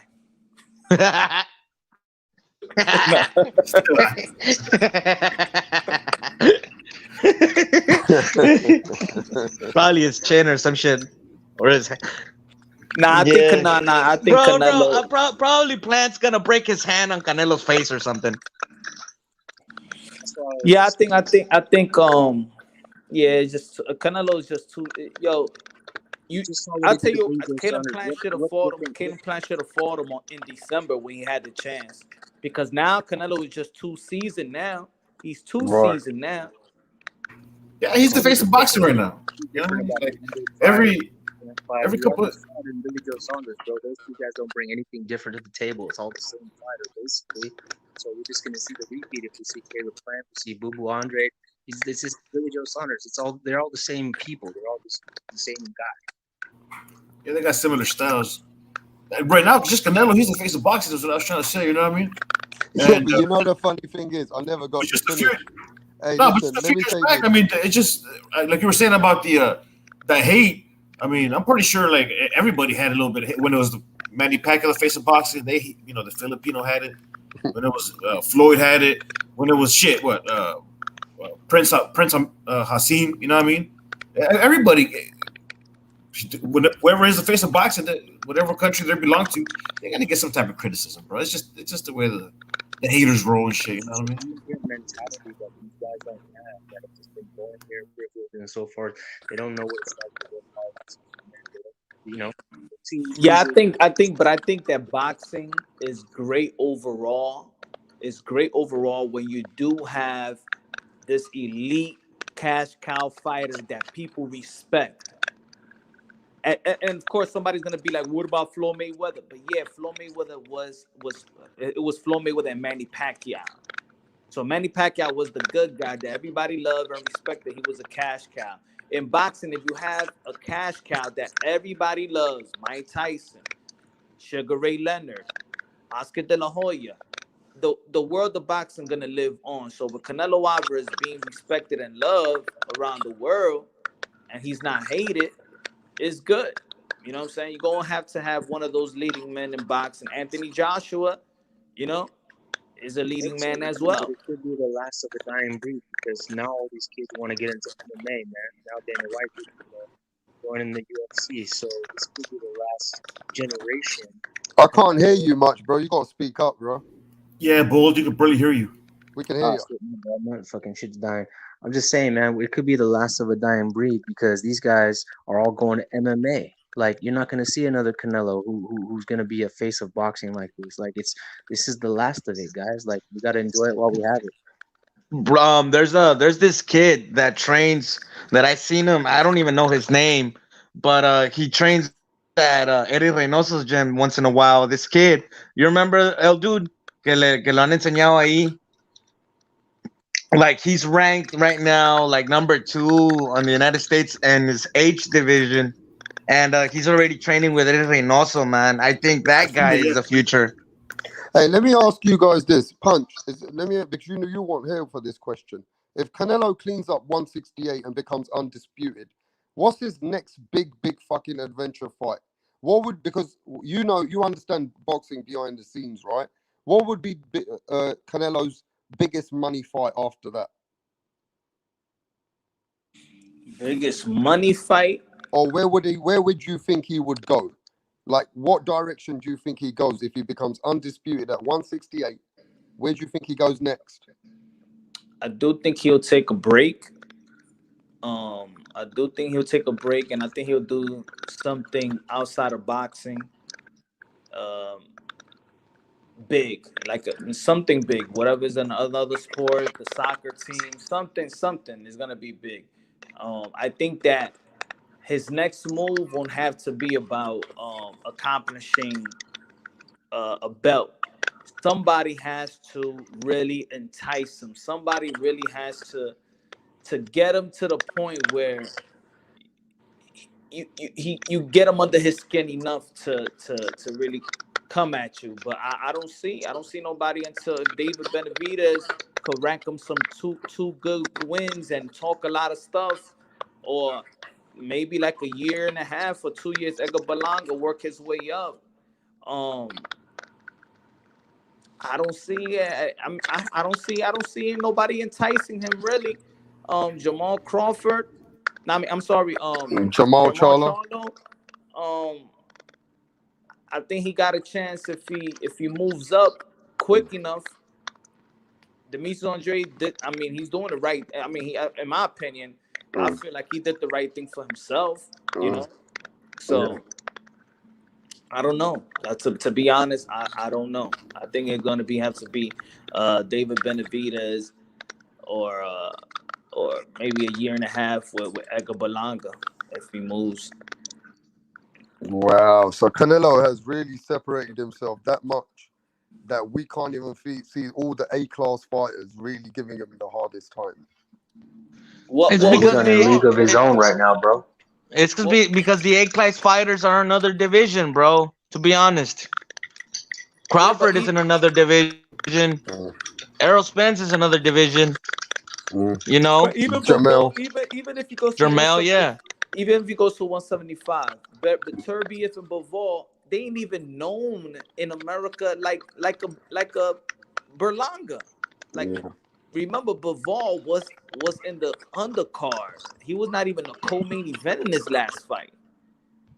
But Beterbiev is 35 years old. The same excuse people gonna give him for like they gave the Kovalev fight. Bro, they talk about they talk about Canelo cherry picking for Kovalev and all this shit, and he's moving up and down. Bro, these guys aren't doing shit, man. I would love to see Jamal Charlo, quote unquote, cherry pick, move up, do something, bro. These guys are content to just sit there and babysit the belt because they're happy to just be called the champion and to post on Instagram, but they're not fucking fighting for no legacy. They're not trying to do anything great, bro. Like, Well, let me tell you. man. Let me tell you what I've been watching in the last 2 days. So the channels which are actually not downplaying him, they've also got a little point. So this is what they're saying. Oh, look, he fought fucking Amir Khan. That's not a fight to fucking have. He made just money over there. That was pure money. That's not a fucking fight. Then they'll say, oh, Rocky Fielding was just a pure, that guy just fucking fell over. That was like easy money. That shouldn't even been a fight. And then they say this thing with what's his name, Yildirim. So these 3 fights is what Canelo gets slandered for a lot. These guys are so stupid because these fucking fighters don't have any number of fights on their record, man. These fans would rather fighters not fight. They'd rather them not fight. They'd rather them just sit there and not fucking fight. Canelo's actually getting in the ring and fighting. He's got a lot of fights on his fucking resume, man. He's got a lot of fights to his record. These motherfuckers got 17 fights, 20 fights, man. They ain't doing shit. They fanagers. Yildirim, as we know, was mandatory for that WBC, and Rocky Fielding was to be in position to fight Caleb Smith next. Exactly. He had to fight those people anyway. And is it Canelo's fault that Rocky Fielding's got a title? Is it his fault? He's got to go and take it, isn't he? Even if it is Rocky Fielding, you just got to go take it. right?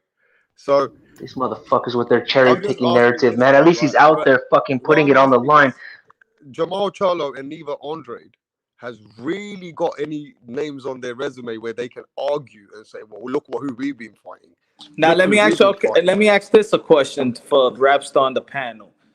Okay, I hear Canelo said it, and a lot of people. I'm gonna say like probably 90% of the boxing people says Demetrius Andrade haven't fought nobody, so why would Canelo Alvarez fight him? Right? He shouldn't even want to fight him. No, he should fight him afterwards, but Andrade needs to come up weight. I said. No, I'm saying I'm about to ask the question. So who did Canelo Alvarez? For those who think like that, who did Canelo Alvarez beat for Floyd Mayweather to fight Canelo Alvarez? Nah, it was just a big name. And Ricky to be honest, Hatton, it was just a big name. It was just a big name, and Mayweather is like Canelo. He'll pick you. You know what I mean? Mayweather was in his time, so he picked the opponent. Not, you know what I mean? So it's not the opponent. You know what I mean? It's my bad. Canelo was a big name. When he was coming up, and he was a big name. He was with Oscar De La Hoya. Yeah, but he wasn't the face of boxing. Like even Canelo himself said it after Cotto's. It's now his time. Right. Yeah. But at the time, if you say who did he fight, Punch, it was Austin Trout. I remember him beating up Miguel Cotto's brother before that, and then he beat that guy. What's his name? What's his name? Gomez. I think Cotto too. That was Cotto's title, wasn't it? Yeah. Then he beat Cotto's brother at the time, and then Gomez, and he was just fighting fighters like that to come Matthew Hatton, and then he beat Austin Trout. Do you think that was the great opportunity for him to be international star when he fought Floyd Mayweather? You could say he was the face of Mexico. Well, he was already an international star because, he's Mexican, so he was already internationally. You know what I mean? And he was promoted by Oscar De La Hoya. They have history with Floyd. Well, before that, Televisa had made. Yeah, I think Floyd came. Oscar De La Hoya came in when Canelo fought Triple G, not Floyd Mayweather. So again, when he was signed to Golden Boy, you talking about? Yeah, I think when he fought, I'm not sure. No, Oscar brought Canelo up from Mexico to the U.S. Yeah, but Canelo was already the Televisa star. He was like right. Canelo was already a Mexican star. Fact. Once he left. I think. So what about Oscar negotiated the Floyd fight or the Triple G fight? One of those two fights.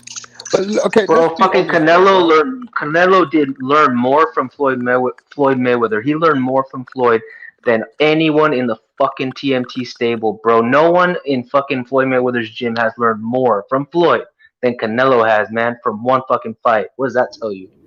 That's true, man. I think the business-wise, the hard work and dedication. Everything, bro. Everything. Business, everything, bro. He's like a sponge. He soaked up that knowledge. He put it to work. All these other fucking privileged ass fucking, pretty boys and fucking prima donnas, these weak ass fighters, they didn't learn shit from Floyd, man. That's sad. Would you say that he learned from Floyd, or would you say that he learned from him, but Floyd never gave him the, what's it called? When sometimes a fighter gives you that blessing, Floyd never gave him the blessing. He did say that Canelo was one of the best fighters, and he said Canelo will become one of the best fighters, but he never really gave him the thorn, did he? He never passed the torch. He never passed him the torch. That's the one word I'm looking for. Yeah, but it's not about giving the torch. Canelo Alvarez needed to beat him, and that's the way torch is passed. Yeah. No, but he did give Canelo credit. He said he will become one day a true champion. You know what I mean? He said. Yeah, but he strategically hates him in a way that why would you have a press conference on the same day? Floyd is very smart. He always big ups his opponents, but he always talks them up because he knows, by shitting on them, it's gonna make his victory over them look worse. But if he builds them up, if he builds their name up, then that puts him on a higher pedestal once he does beat them. So he's very smart about that. It's not really trolling, but it's a different type of hyping his opponents up. He's very smart for that. We're like greedy businessman. You know what I mean? If it's about money, it's perfect timing. I mean, somebody said, look, right, Canelo. Somebody's saying that Canelo had fought Trout, Mayweather, Lara. At the time when he was with Oscar De La Hoya, he did take a fight with Amir Khan, but he did fight those three guys back to back. So, I mean, it's fair to say that, that Canelo is separated himself, and he is that guy that others are not done no way near him. And they're complaining about him. What fighter, Punch, is doing what Canelo's doing right now? We know no fighter is doing what he's doing. We know that. True School said that. True School was here, and True School said that Chocolito has done more than Canelo.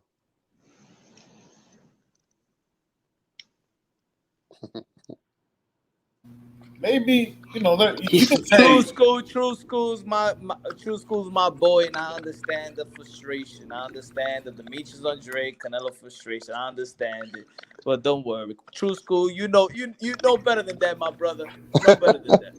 Well, see, that's the thing, Chocolatito. Maybe he has, but he got beaten by Ron Javisa guy twice. Yeah, he hasn't done more than Canelo, bro. No, he hasn't. That's big tarnish.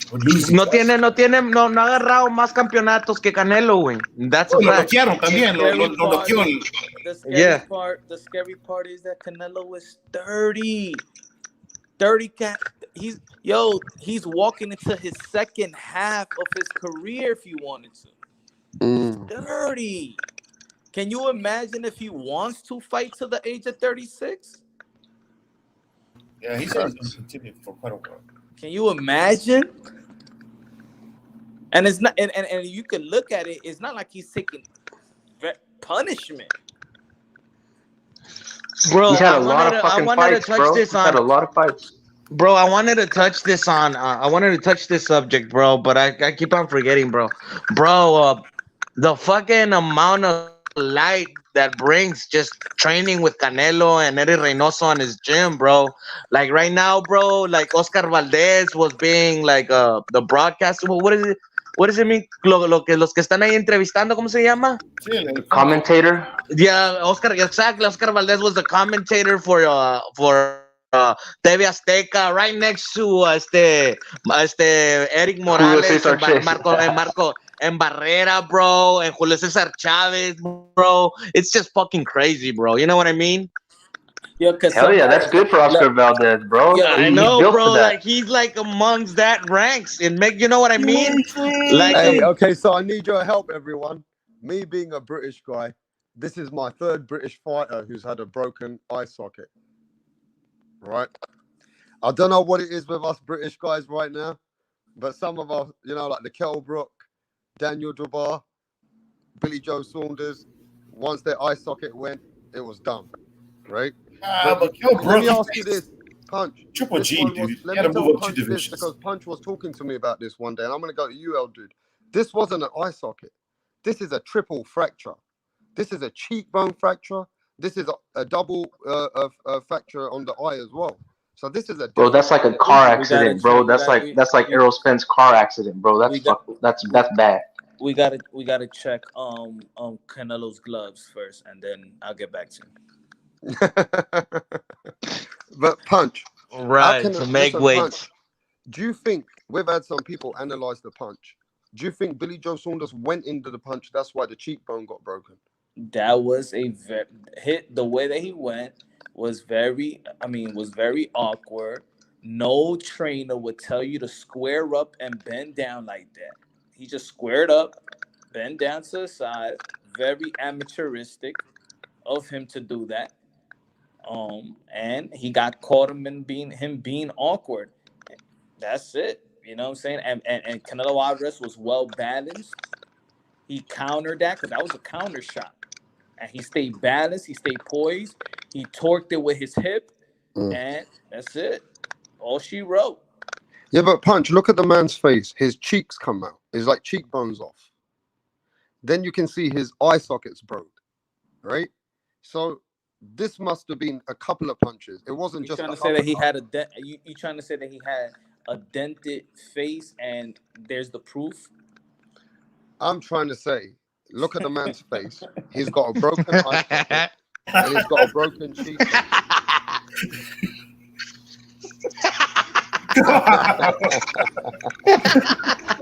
He had egg weight. He had fucking egg weight,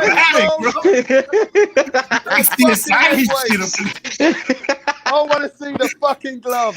You sound like a lawyer. You telling me that we have proof of medical report? Look, that's what's happened. He's got a broken cheekbone. That's fucked up. You got fucked up. Right? And no, but look at the power of. You can't fly with that for a long time either, man. He's going to be stuck in Texas for a little while, man. He can't go back to the UK. He can't go on an airplane because that shit will fucking pop. Wow. So that's a life-threatening injury, isn't it? Yeah, that's fucked up. That is. Not life. I say career-threatening. Yeah, but Canelo. And I was watching that. Canelo Alvarez said. He said, when I went back to the corner, I told Eddie, if he comes out with that broken chin, bro, he could die. Hey, high risk, high reward. And Canelo was aiming for it a little bit, but he was also going for some other open spots on the body. He wasn't really being a total asshole about it. If he wanted to, he could have just Bro, he was off and aiming broke for his that fucking face, man. He was, but I watched replay a lot of times, bro. Hey, this is Rap Star News. I got a report. Billy Joe Saunders has got a dent in the head. There were fucking egg weights used. He's got a dent in the fucking head. Yo, Rap Star, I'm about to time out because I gotta charge my phone and shit. Yeah, bro, me too, bro. I'm timing out, man. Yeah. Peace out, carnales. Yeah, man. Ahí estamos, raza. All right, bro. Hey, listen, bro. At the end of the day, right? Good show, man. Good show. It was a great show. All I'm saying is Canelo Alvarez is the face of boxing. Whether you love him or you hate him, you can't even beat him right now. You get me? Whether you love him or you hate him, you can't even beat him right now. He's the face of boxing. He is the #1 pound for pound. There is no one second to him right now, if you ask me. He's separating himself. He's the biggest attraction in boxing. I know all the haters want to hate him, you know what I mean? But, hey, you just keep hating and, you know what I mean? Maybe you make Canelo, that's how he makes his money. But on that note, guys, you guys got anything to say, El Dude, before I shut down the channels? As a Mexican boxing fan, we're happy that the pendulum has swung our way. You know, previously it was, you know, all over the world, across the seas, you know what I mean? And we were supporting everybody. We love if you're a true diehard boxing fan, like LT said, you're gonna respect whoever, you know, is being blessed at the moment. And right now it just happens to be Canelo, you know what I mean? So but there's so much talent that it's people are just maybe they're a little upset that it didn't really touch them like it touched Canelo. You know what I mean? That's pretty much it. But thank you, Rapstar, for. I mean, look, at the end of the day, before you go, bro, I know people understand, yeah, that there's always a phase in boxing, right? This man is he's a king of boxing right now, whether they love it or they hate it. England can't even fucking say anything. He's become an England assassin. He's beaten most fighters from all over here. He's beaten all kind of styles. He's beaten Cubans. He's beaten Americans in Daniel Jacobs and high-end fighters like people coming in from Kazakhstan, like the Gennady Golovkins. You can't ask for more than this at the moment in the era that we're in. You know, in the era that we're in, he is the #1 guy, bro. There is no one next to him. But on that note, bro, thanks for coming to the panel today, bro. Thank you and everybody else. Have a good night. Salute, Rapstar. Salute. Hey, man. To you as well, Bolt Hype. So, everyone, Canelo Alvarez is the face of boxing. He is the #1 guy right now. Whether you love it or you hate it, you channels keep fucking hating, bro. You know what I'm saying? Just keep hating on the fighters which are achieving shit. Because that's why we got fucking stupid channels like that. We need fake channels like that so they can show us what kind of idiots are in boxing. So all those fucking haters and people hating on Canelo Alvarez, to you guys, keep hating. To all the rest of the massive, To everybody who loves boxing, we out of here, man. We're going to get ready for the next week. Peace.